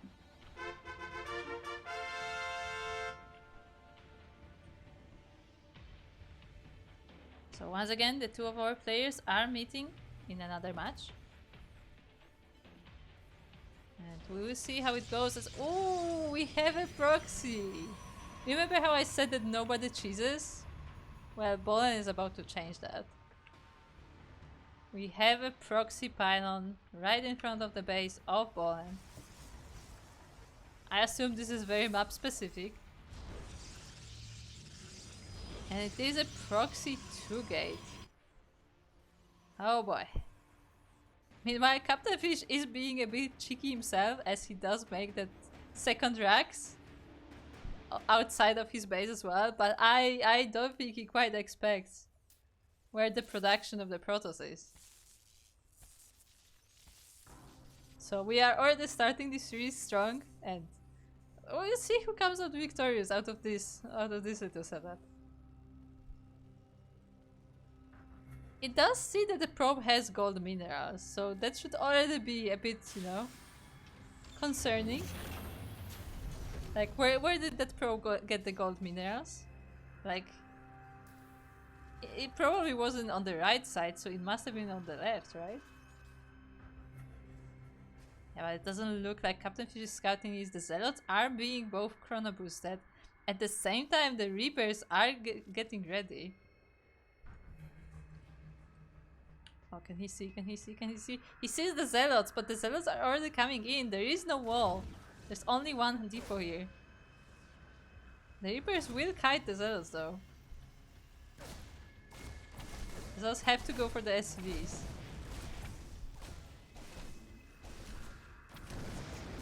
One of the Zealots is chasing the Reapers, the other one is focusing the workers.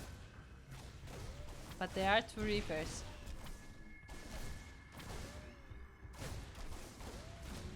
One of the Zealots has been dealt with, 4 SCVs are down. Third Reaper is here.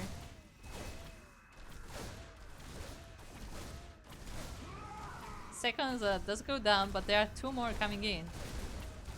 To be fair, I don't know why they even have to attack the depot considering that there is no wall, but I guess it may supply block Captainfisch.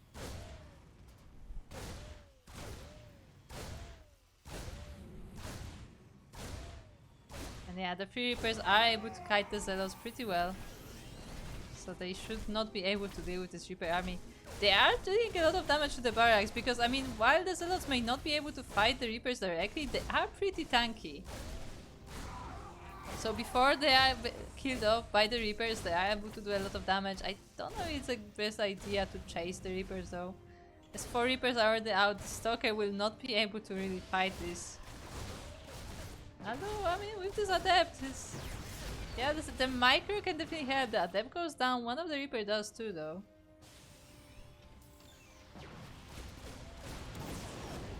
Yeah, the Reapers are starting to go down. There are now Marines out of the map as well. And they will definitely help. But neither of the players wants to let go.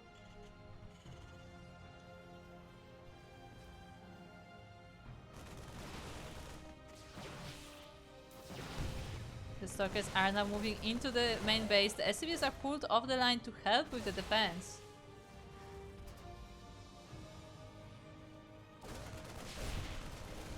But they are also going down. I mean, the Stalkers are being dealt with. One of them is trapped on the ramp. It looks like the SCVs alone will be fighting this fight. Yeah, still, neither of the players does let go. Like, Ballen is still sending more units. There is a bunker now, which is being repaired by all the SCVs. And one of the Reaper is going across the map. What do we have across the map? We do not have any defenses as all the production is around the bases of Captainfisch. So that single Reaper may be able to get a lot of damage done.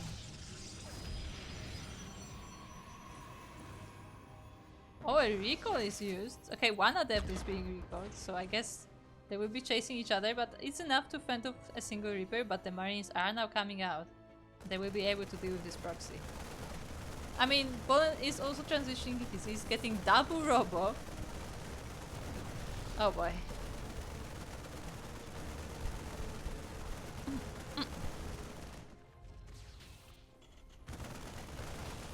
There's still a few units trying to poke at the Captainfisch, but I think he has defended for now. He won't be able to set up that bunker. But he should have enough Marines to fight this Protoss army.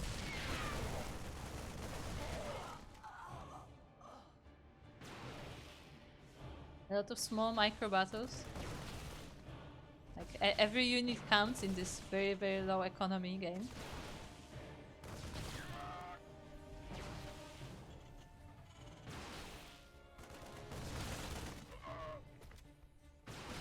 But it looks like it looks like both of our players have expanded. Like Terran has gotten their base, and so did the Protoss. Looks like nobody really wants to end the game right here, right now. The Reaper actually gets trapped by the probes, and they deal with it themselves. Yeah, looks like we're actually getting a full game.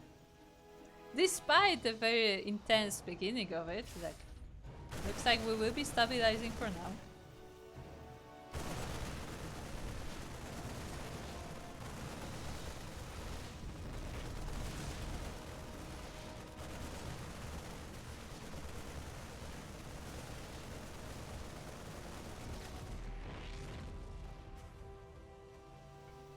Meanwhile, Stillmod is sharing his dreams in the chat, and I have some questions still. No! No! How dare you! Poor Karak did nothing wrong.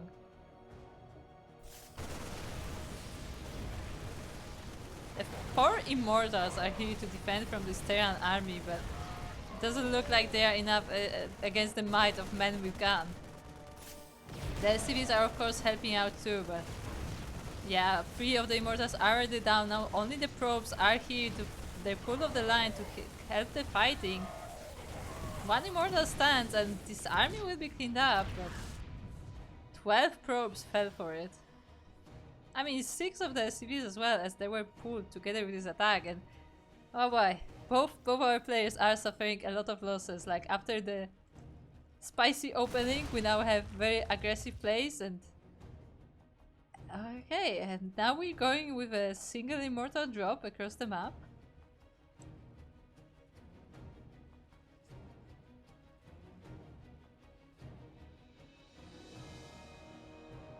Let's see what the single Immortal can do. I mean, to be fair, there are no defenses in the main base, so maybe able to get something done.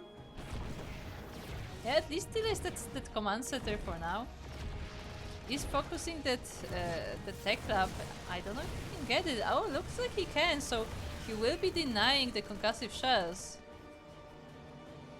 The warp is damaged, but it is alive and will be able to escape safely for now. But ooh, the Marines are chasing, and both the Immortal and the Warpies do go down.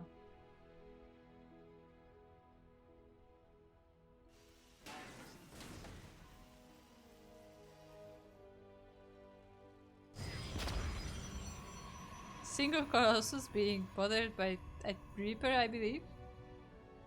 Because now, for a change, we have double Colossus production. Again, with no gateway support. We only have 0 gateways.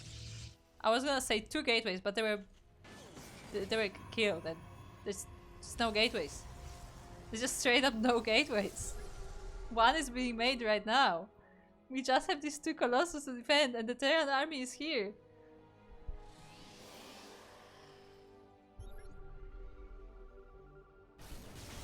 Colossus will try to do their best. The shield overcharge, the battery overcharge is here, but the Colossus goes down, and Captainfisch will be taking game number 1. What a start!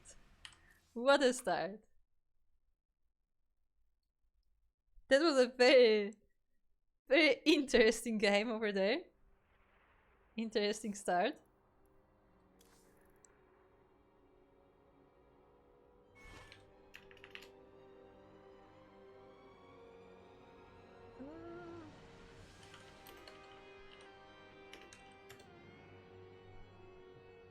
Hold on, we lost the player.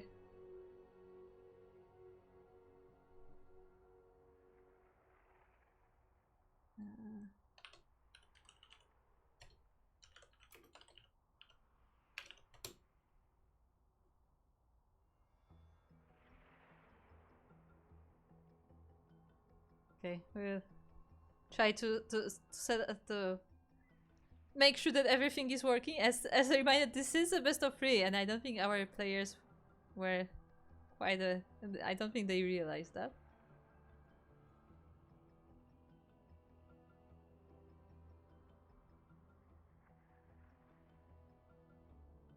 So we'll try to make sure that everything works.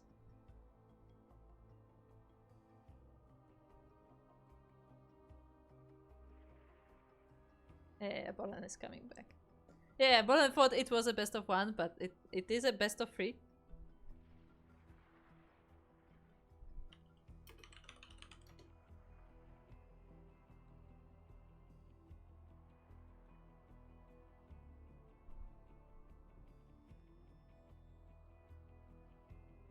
What is happening in the chat?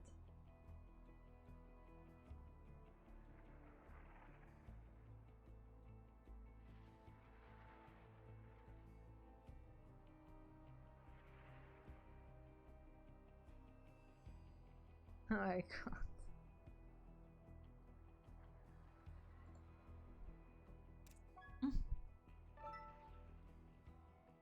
So according to the chat, Steel Mode is actually in a cryo chamber in the Matrix.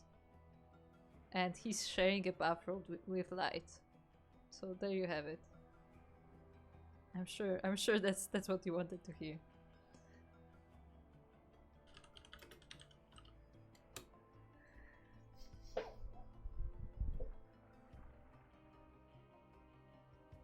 Okay. So we're going to Golden Aura for game number 2.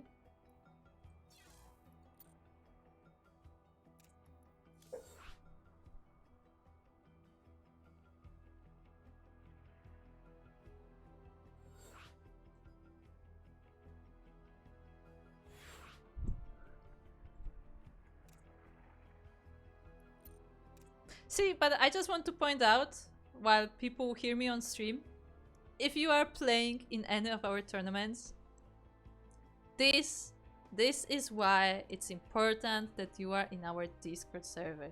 Because for stuff like this, like, Ballen honestly didn't notice that it wasn't a best of 1, that it was supposed to be a best of 3, because, you know, the rest of the lower bracket was a best of 1, so we kinda assumed that the rest was...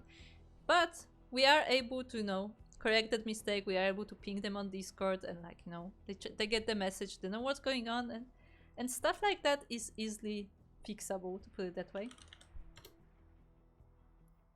So that's why we always mention that it's important that you are in our Discord server, because stuff like this we are able to easily contact you. Like things like, I don't know if you noticed, but in the rules we currently have a rule where, like, if somebody doesn't show up or if somebody forfeits a match, we are able to bring back the player from the previous round and replace them. So sometimes we will, like, ping the player like, oh, are you, like, still here? Are you still available? But, like, if we don't have a means, if we don't have means to contact you, then we can't really do that. So, you know, it's very useful to be part of the server. So we have that contact and we are able to sort things out.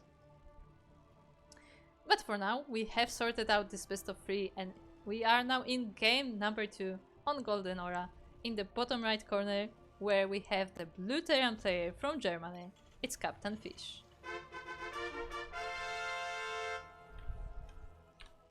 Game pause. Sure, I can pause. As it looks like Ballen is suffering for a bit of a ping.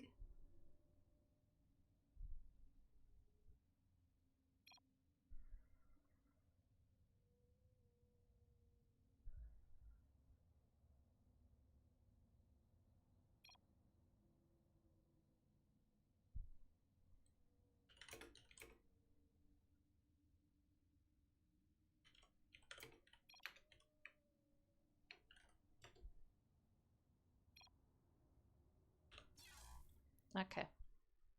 Looks like we will be remaking, as Ballen does have some issues with the server. I mean, from Vietnam, like, the connection is not ideal to the central servers, so it's understandable. What was it? Golden Aura, right? Yeah. Okay.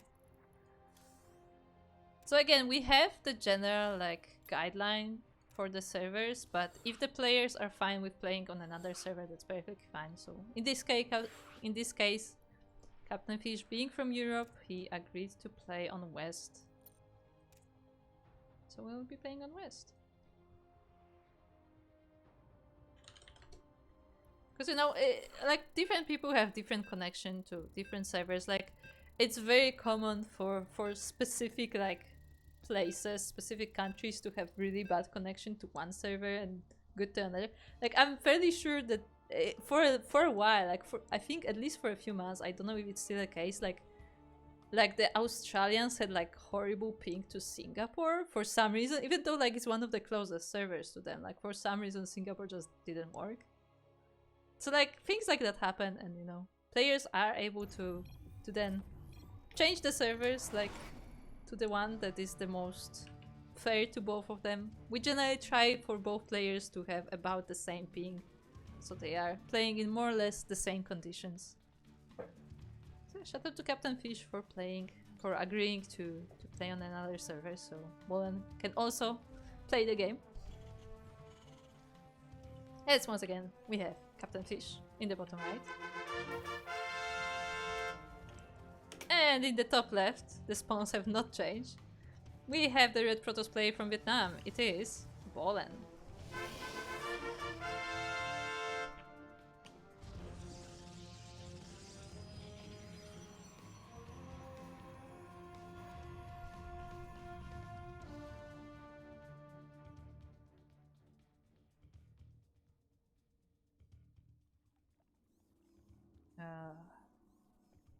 Looks like once again, Captainfisch being a bit cheeky. I mean, it kind of worked for him last time, right? Kind of. He did win the game. So I don't like what my ping is looking like. No, my ping is fine. It's just the game that's lagging out. Okay.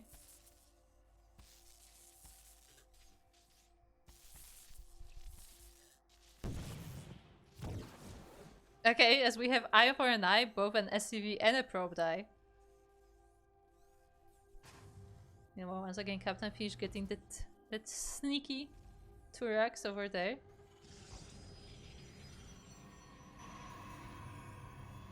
Ballen none the wiser, just expanding. Although I don't know if just by scouting the front he was able to gather what is going on. The axe was still being built after all. And he didn't see an SCV moving out.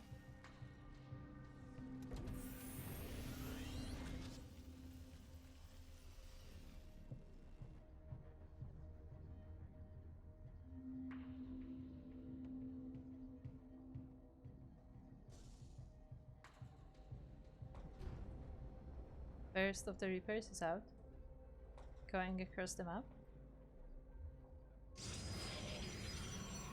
We have an Adept. Oh, actually, this is the second Reaper, my bad. The two of them will now be dancing with the Adept. Ooh, and actually they are able to switch just in time, but now both of them are quite low on health. Which one will be going down? The first one does go down, the second will scout and does find out that it is a Twilight Council. There will be no Phoenixes this time. Ballen does switch it up a little bit. In the previous games he was opening either with Phoenixes or with Robo. And this time it will be neither of those. So we are getting a different game from Ballen. Meanwhile, this time Captainfisch was able to fully use the build that he was going for, to use those 2 racks. But unfortunately for him, there are 2 adepts on Ballen's side of the map, so the Reapers won't really be able to get anything done. Although, I mean, they do get something done in the sense that they are keeping the adepts on the Protoss side of the map, so the adepts are not doing damage to the SCVs. But it's not enough to keep them forever. And the upgrade of choice for Ballen is Charge.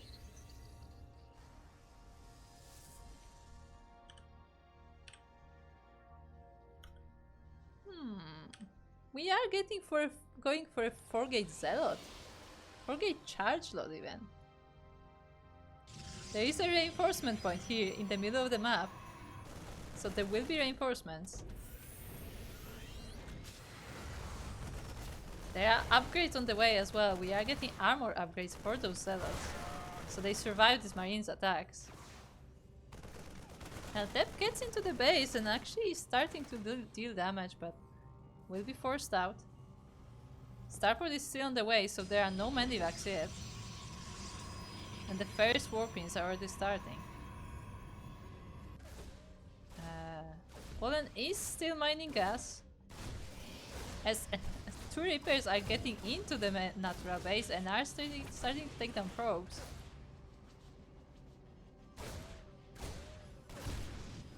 It's definitely very painful for Ballen right now, as he does not want to focus on probe production. I'm not quite sure if Captainfisch noticed the charge, but he might have.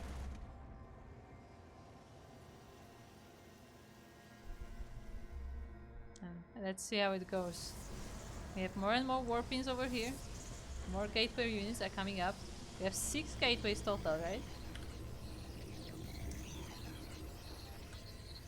Yeah, we have 6 gateways to warp in. We have mostly Zealots and one of each other unit as well. The Zealots do have charge as a reminder, and they're going right on top of these Marines. The tank now is left forward and it will be taken down. The other tank is on the ramp though. It is being force-fielded out, but yeah, all the Zealots are gone and now the Marines are just going forward. 7 CVs did go down, but the entire Protoss army did as well. We have some Zealot reinforcements coming in though, saving this Stalker. And once again, looks like we will be having a very close micro battle. Blink is on the way for Ballen. And it looks like... I mean, Ballen is taking another base. It looks like he does not want to finish the game with this. It looks like he's happy just sieging the natural base of Captainfisch, just preventing that orbital from ever landing. In the meantime, Ballen is getting robotics base, so we will be getting more robo units. Again, the blink is halfway done, so it will be a bit more diverse army. But yeah, for now he's just keeping his gateway units here to prevent the Terran from expanding while he is getting the free base economy.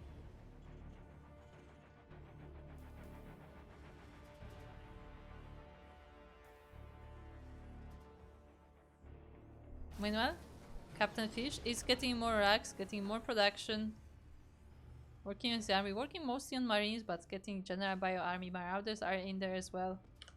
The concussive shells are already done for the Marauders. The Reapers were somehow still alive, but they have now been dealt with. Yeah, the Protoss army can't really go up that ramp, as there is a tank over there. At the same time, we do have this bio drop going across the map, and there's not a lot of defenses. There are a few units here and there, but they are mostly the third base. The main is quite undefended. So if Captainfisch does decide to dive in, it may do a lot of damage.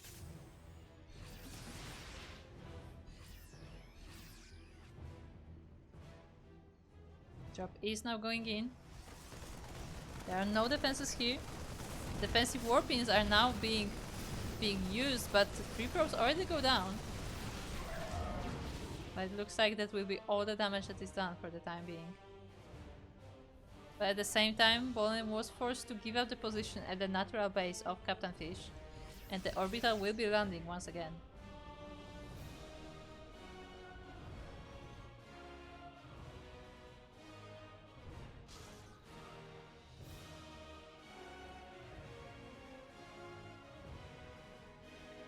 But now the Colossus is out, and once again Ballen will pressure the Terran. There are 2 tanks, so definitely this army does pack quite a punch. But there are no Vikings. It's just this biotank army. Only 1 medivac as well.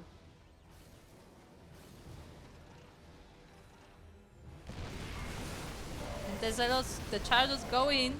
The tanks are once again left forward, so the chargers will be able to deal with them. The force field prevents more reinforcements coming from the main base. The Colossus is very damaged, but is dealing a lot of damage to the other side as well. And GG's called. Ballen will be taking game number 2. Very decisive attack there from the Protoss player.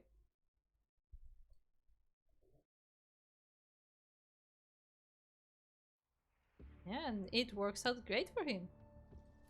Ballen is able to tie up the series, the first tied up series we really had all tournament. Because it's been a lot of 2-0s today, a lot of 1-0s, but this time we will have a tie.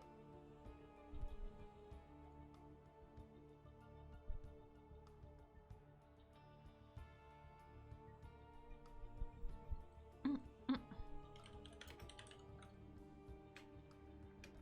have our next map.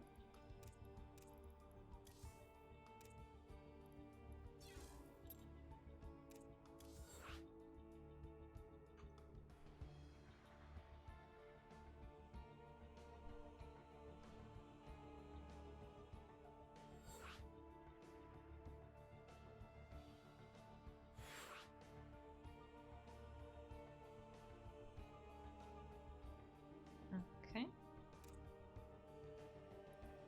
Make sure everybody is on the right place.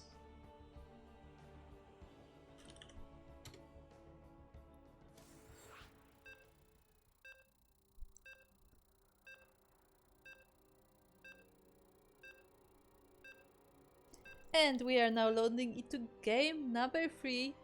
Game number 3 will be on Ghost River.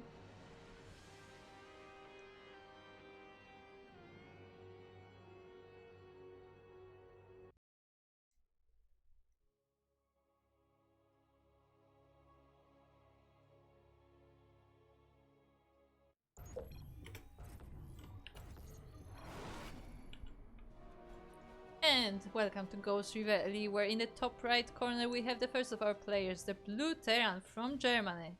It is Captainfisch.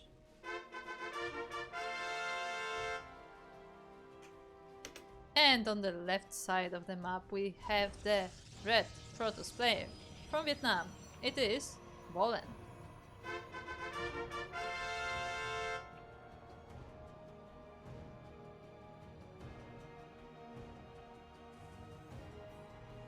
Yeah, Ballen was able to tie up this series. And I guess we have to find out who will go into that grand finals. Which of the two players will get that chance?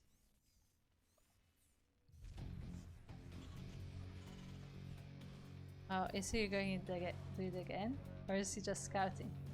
Captainfisch just, making sure there's nothing weird going on in the base. Dodging the probe. Doesn't even want to look at it. Oh, the drama.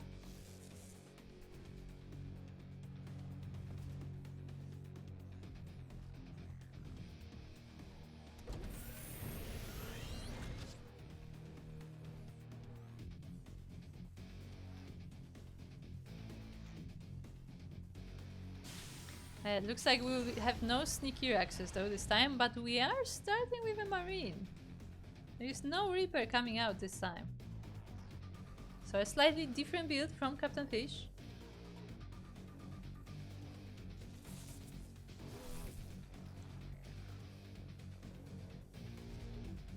And he does put down his natural base. The Protoss has already expanded.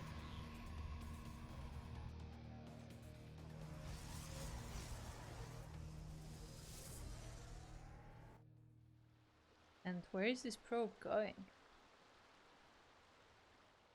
Looks like Ballen once again maybe cheeky, or maybe he's just, getting this probe around the map, making sure to see everything. Game paused. Okay, we have a pause.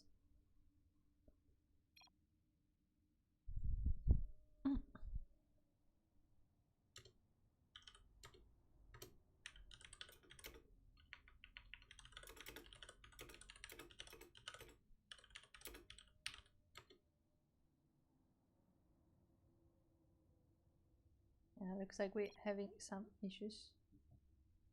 Which happens, Servers are not like, it's not so much the servers, but like, the routing to the servers is sometimes not ideal.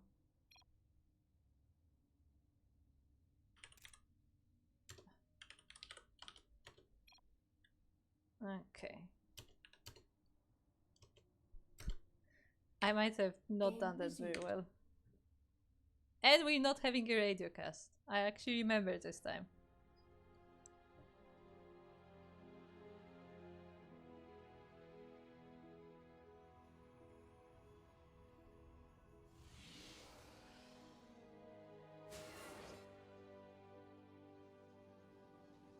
The probe eventually does go back to their base. Switches out with the adept. And once again, Ballen goes for a Twilight Council first.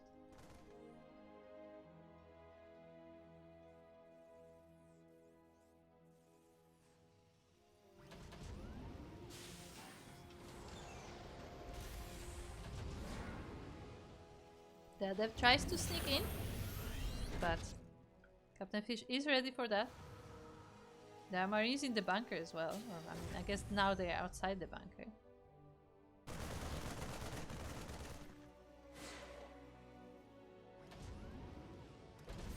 The second adept is now joining in, trying to shade in, but not quite able to do so. There is a Cyclone here to help out as well.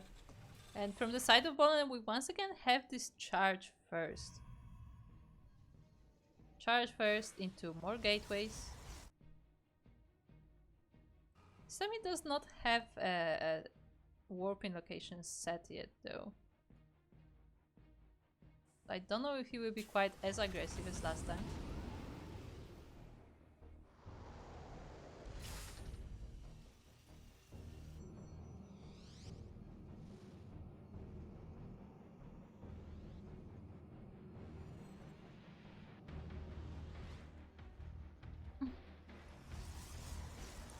Meanwhile though, the Cyclone is scouting around the map. I feel like Captainfisch is sniffing that something is going on. Has to check if there are no proxy locations for the Protoss. At the same time, he's working on a Liberator, which will definitely help with the harassment across the map. I mean, once again, when Ballen is focusing on the offense, like, his bases are not super defended, so the Liberators should have a pretty good effect there. Cyclone does run into the army.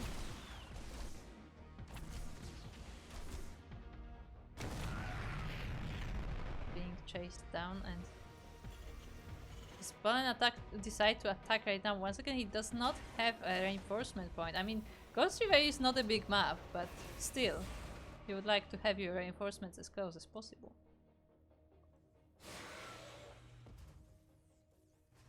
That will shade in to try and get some information. And actually they finished the shade. I don't know if that was a good idea from Ballen, as they get focused down. And yeah, now it's just Zealots and Stalkers. The Stalkers do not have Blink yet. It's just Charge. Ballen is taking a third base with this.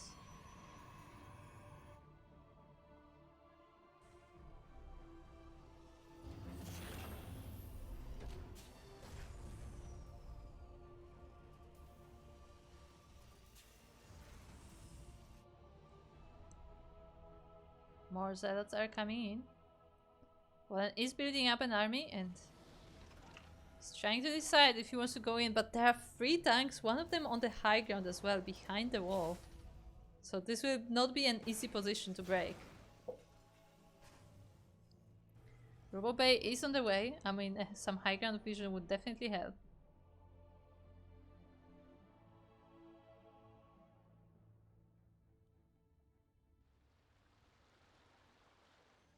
Looks like just barely this Liberator will not be spotted. And it's now going into the Natural.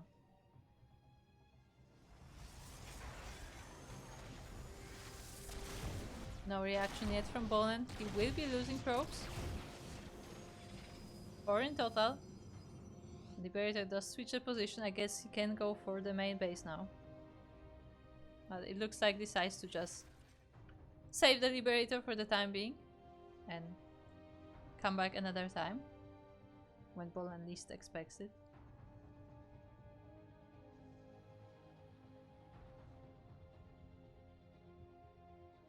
We have an Immortal joining the army. Ooh, that's a big lag. Oh no. Oh no. I have seen the chat for Ballen's internet.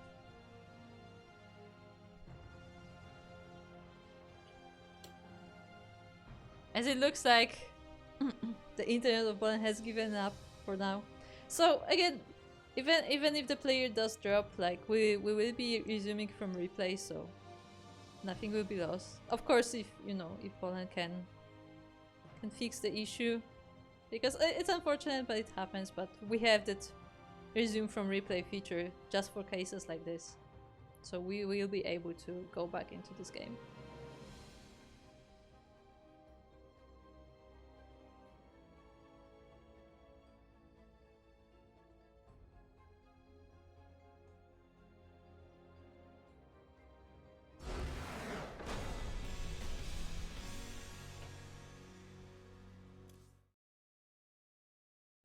So we will check on Ballen if he's alright, if he's able to play.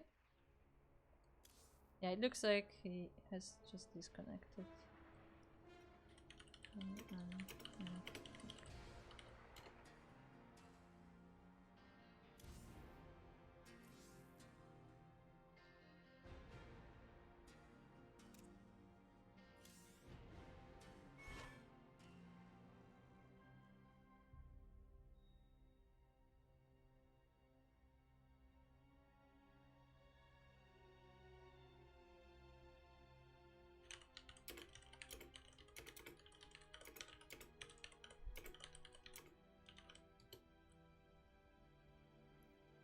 Okay, so we will go on a quick little break, make sure that Ballen is available to play, and then we will be continuing this series, I hope.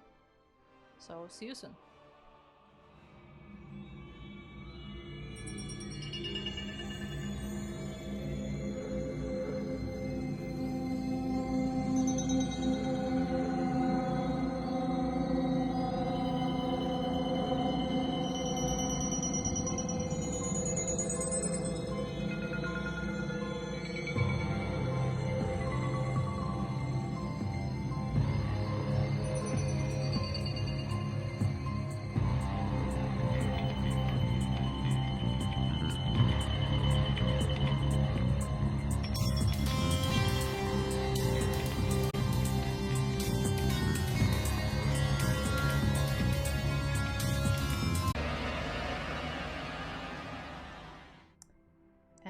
Welcome back. We have some unfortunate news.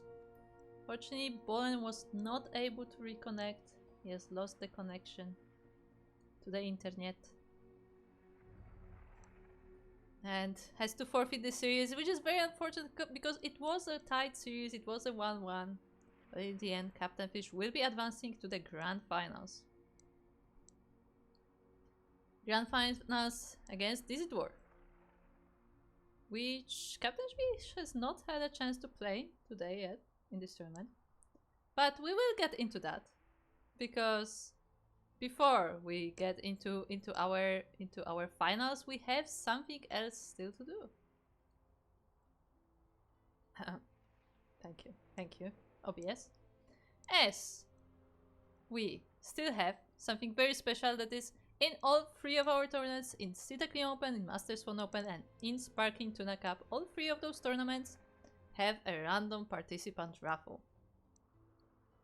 So, what does that mean? That means if you participated, which means if you play at least one full series in the tournament, then you are eligible for a random raffle. A random $5. It can be somebody in the finals, it can be somebody in the first round, no matter which stage you got to, you are eligible to have a chance at this raffle. So without further ado, let me randomize, and today's winner of the random participant raffle is, drumroll, it's Captainfisch! Congratulations to Captainfisch! So, Captainfisch not only is in the finals, but also gets the random participant raffle, so congratulations. And yeah, he will be going away from this tournament $5 richer.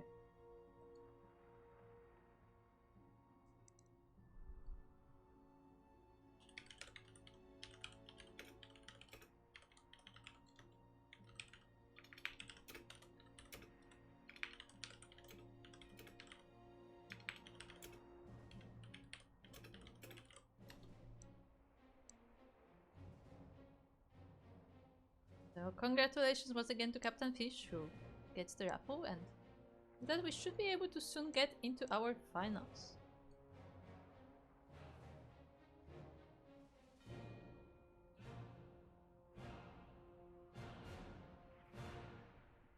Anyway, what is the chat talking about? Fax me some internet.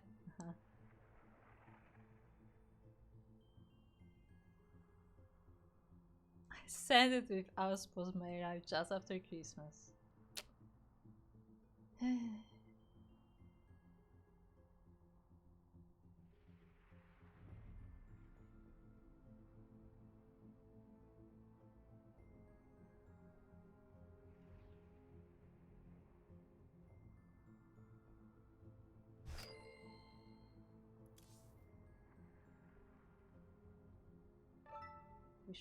We should soon have our players in the party. But I also have to set up this little thing. Okay, are we? Oh no, DizzyDwarf has a different name on this server. That will not mess things up at all. Also, I hope you guys are as excited as I am for a TVT.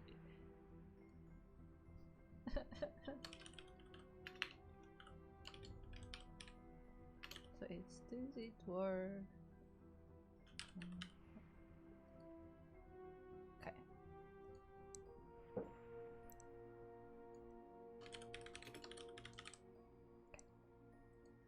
Oh, hold on.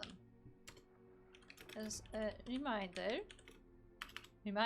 because I can't type. This is a best of 5 with 1 point advantage. I can spell DizzyDwarf.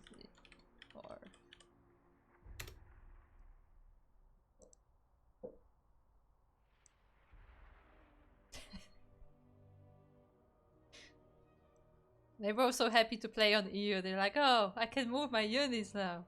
Oh, micro available. Macro still missing.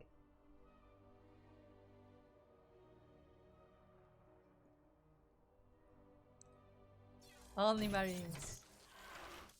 Only Marines.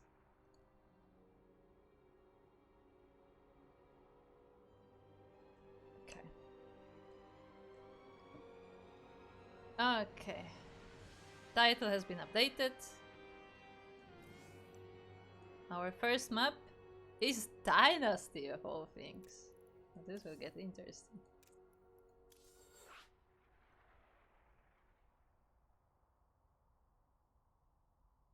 So yeah, for those in the chat who don't know, TVT is my favorite matchup. Not. So I sure hope it will be a good one because, you know, yeah, tyrants.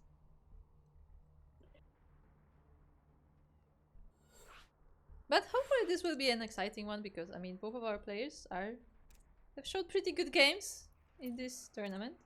So I'm sure they can make it interesting. And looks like we are ready. About.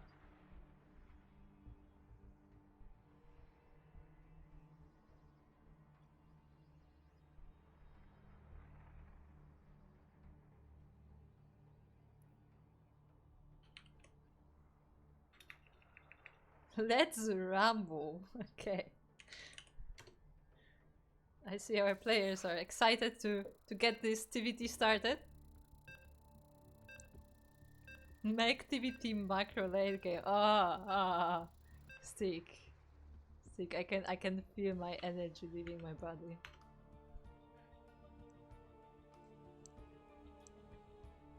Please no. I'll be honest, I don't think either of our players is the type of player though. I feel like both of them are more bio-focused. But I mean, at the same time, we have not seen them in TVT, so anything can happen. Okay, before we start, let me quickly change the nameplate as the top. We will see what.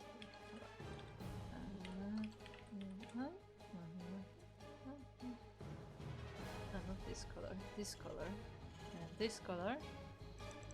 There you go. Fixed.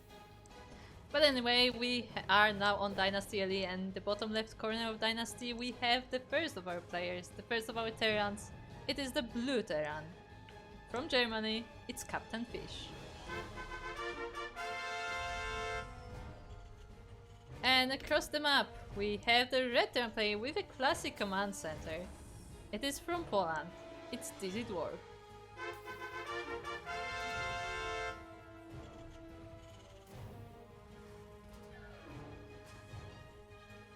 DizzyDwarf, also known as Vert, or Wert, I guess. Also from clan SCQ. No idea what that clan is, but here we go. Embrace the Clownfest, Kuro. Where's the Clownfest though? Like I told you, everybody plays macro. Where are the clowns?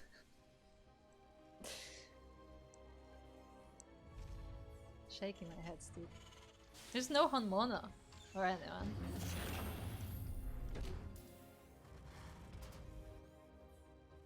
Okay. It looks like we have already the first difference though, as oh, I'm gonna be so mistaking so much, but we see DizzyDwarf going for a 1-1-1. It looks like no expansion so far.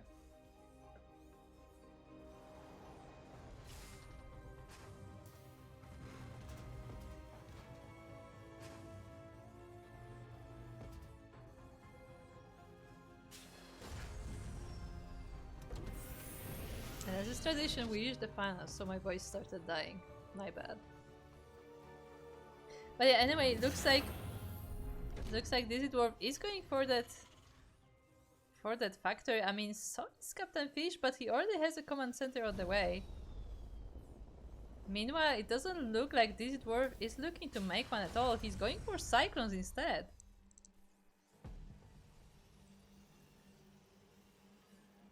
So it looks like we may have some Cyclone wars after all. Huh? Huh? Huh? Stick? Did you get it? Huh?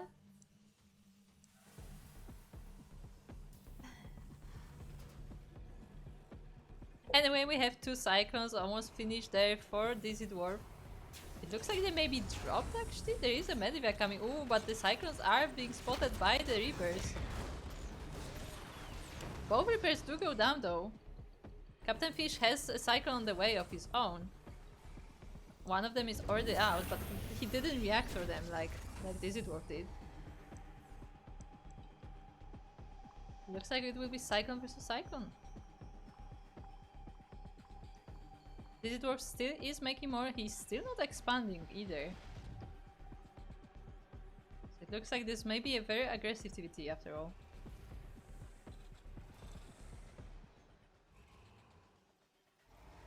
Captainfisch is making his orbital.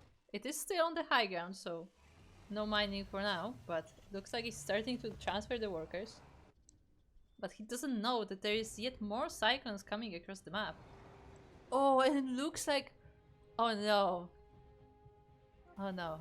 Okay. It looked like DizzyDwarf was going to go through the minerals, but after all decides for a different path. Two of the Cyclones go to the front to distract the Captainfisch, while the other two are being just shipped in the Medivac straight into the main base, straight for the mineral line. The workers will be going down. The Marines are here to help out, but the Marines are also gonna be denied, and now some drop micro there from DizzyDwarf. I guess we're on EU, we're being fancy. The other two Cyclones are still on the front, so trying to pull apart Captainfisch, trying to drag his attention away from either of the bases. The Liberator is now gonna protect the ramp as well, but there is a Raven.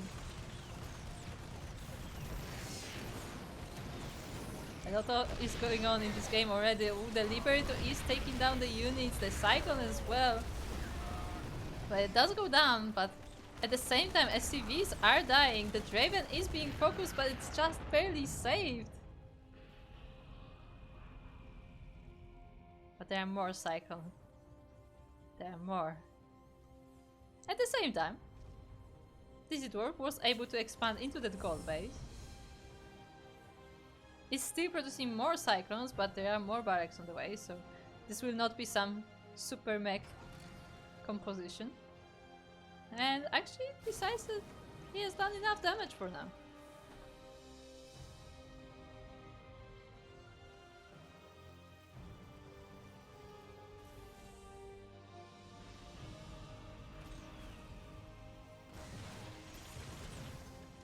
Still trying to snipe that Raven though. I mean, that would definitely be a very nice pick-up. Oh, 4 Cyclones though.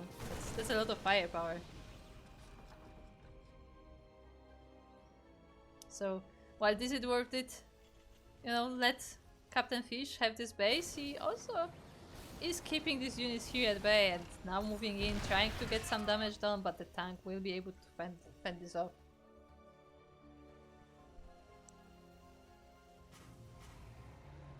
At the same time, working on his force at home. Working on the infrastructure, the base, the gold base is now fully saturated. The Raven may harass it though. Captainfisch sent his Raven all the way across the map, and this gold base is very, very vulnerable.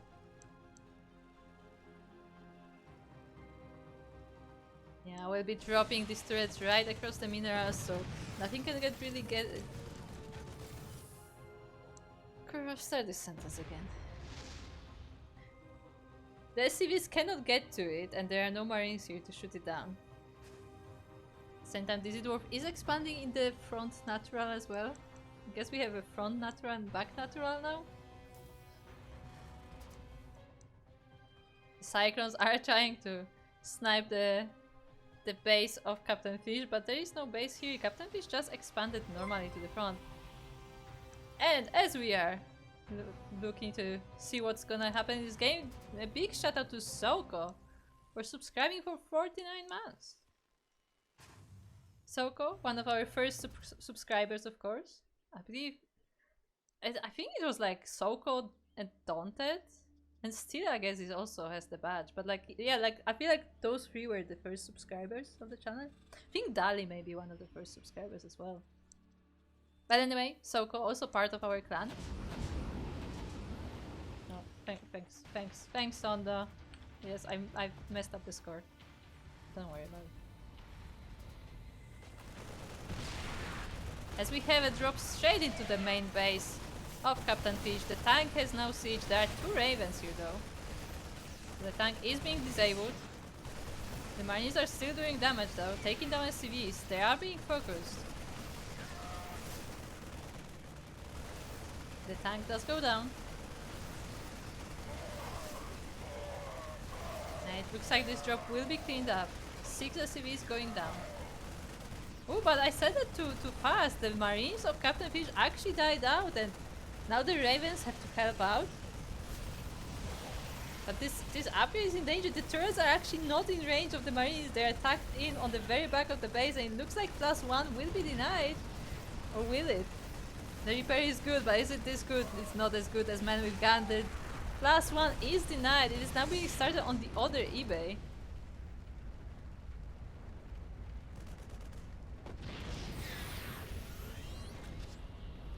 Oh, but the supply depot. Ah.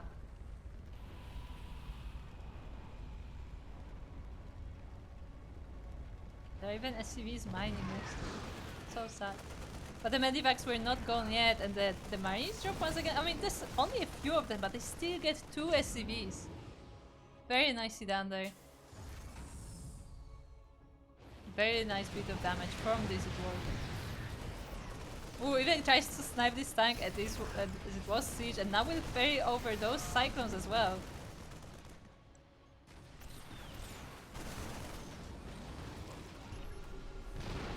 Very nice moves there from DizzyDwarf. Getting damage done with really small forces, honestly.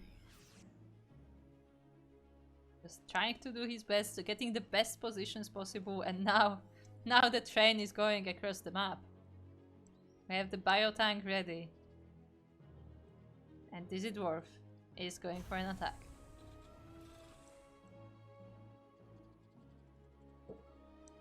Yeah, I also think Soko might have been the first one. I'm not 100% sure, but I feel like Soko might have been the first one. I mean, it's not really important who's the first, right? Anyway, the red Terran is now coming into the natural base, clears the Marines immediately, and just like that, GG is called. DizzyDwarf will be taking game number 1. And as a reminder, that puts them at a match point.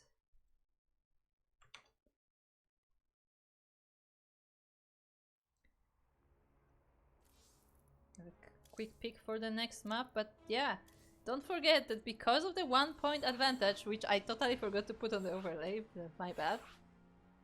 Because of the 1-point advantage, that actually puts DizzyDwarf on match point.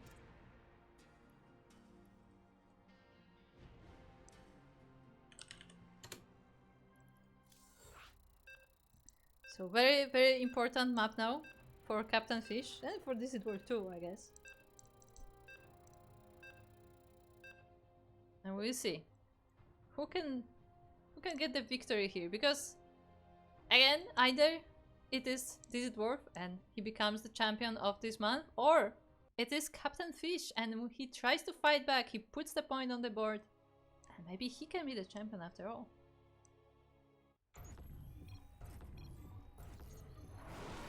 Oh no, someone is pinging me. Yes, fix score. Yes, I know, Stick. Fix score. Fix score. Fix score. Okay, we're good. We're good.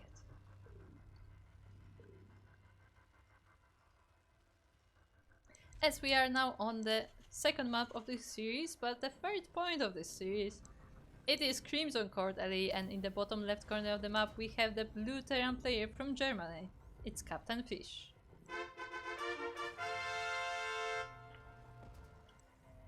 And across the map it is the opponent in the red, also Terran, from Poland. It is DizzyDwarf.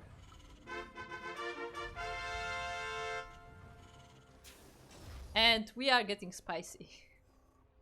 Captainfisch decides that it's enough of the macro games. You know what? We're just going for proxies.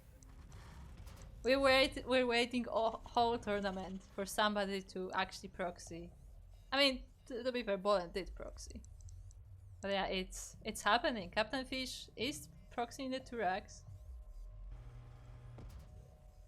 DizzyDwarf is none the wiser, just getting his normal build, but he is not scouting or anything. I mean, don't normally scout in TVT this early, do you? Also, I realized that red is not ideal color for this map. Yeah, only now after finishing these racks, he is sending an SCV out. So it will be a while before he realizes that the racks are not at home. And DizzyDwarf once again going for the 1-1-1, going for that factory before expanding.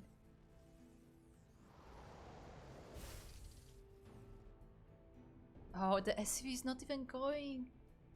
It's not going across the map. It just stands there in the bushes, and yeah, DizzyDwarf will not be able to see what's happening.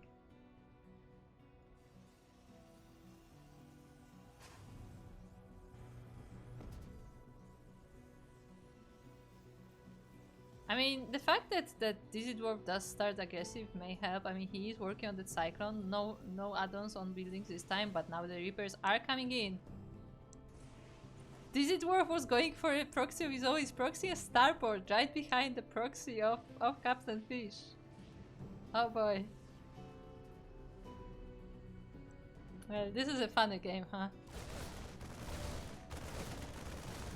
The Marines are going forward. They are able to deal with one of the Reapers. The SCVs are helping out, but both Reapers are going down.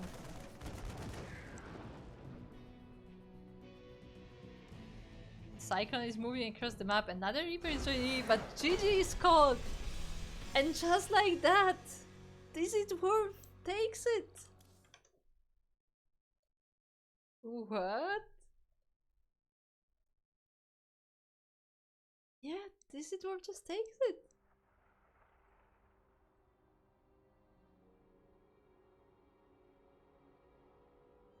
GG. That's a crazy way to end this series.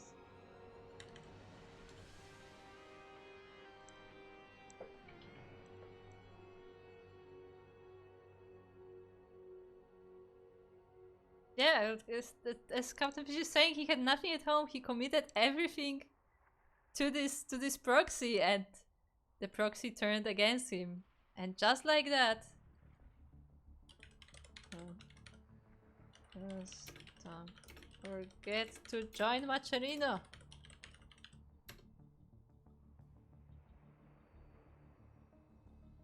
But yeah, just like that, DizzyDwarf will be the champion of this month's Master Swan Open, number 84. As a reminder, this is a monthly tournament for 4.7k MMR and below. And there will be another edition next month, so if you enjoyed this tournament, if you want to also take part and you are eligible, then make sure to join it next month. Make sure to join our Discord to be informed when the next tournament is. And yeah, congratulations to DizzyDwarf. Captainfisch also played pretty well today, but there was a crazy finals. That's not how I expected this best of 5 to go to. Not in TVT of all things, especially.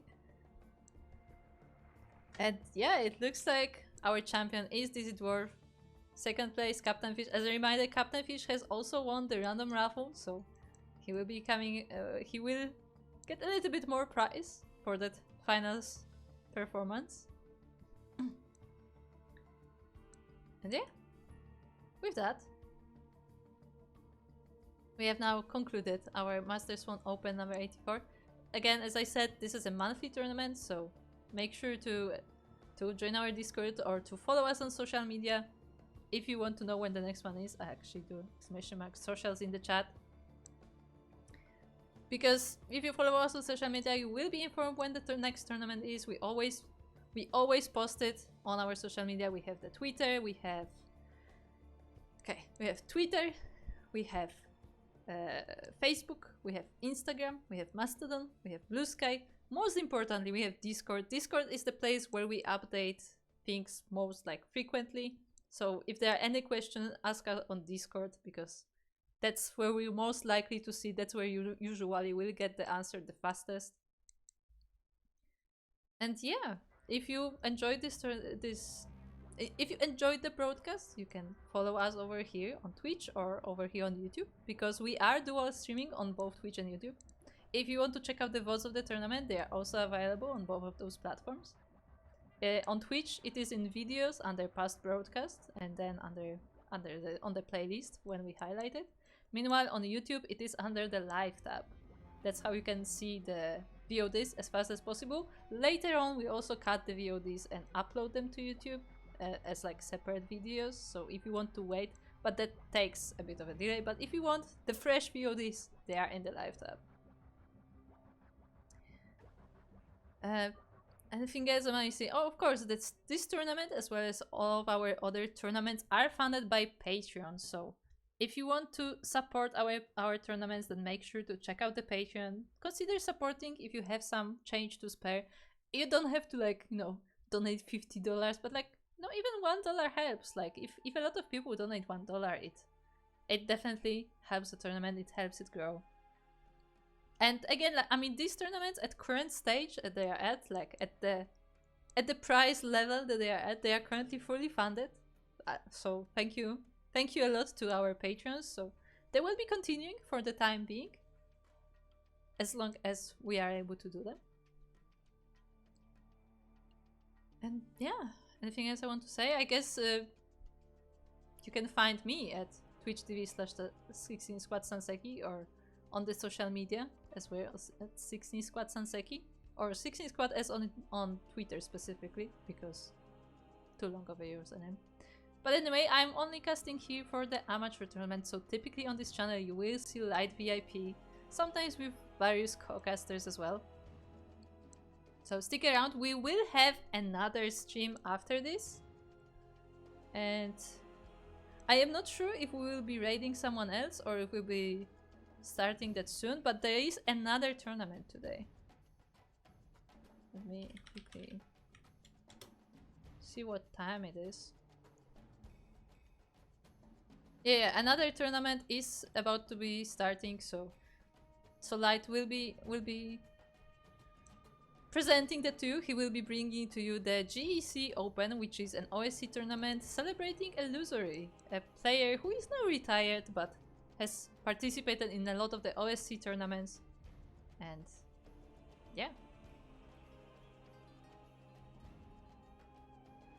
But with that, I think that is all. I really need to make a list of what I want to say as the closing words. So yeah, hydrate your hydras and enjoy your weekend. Bye!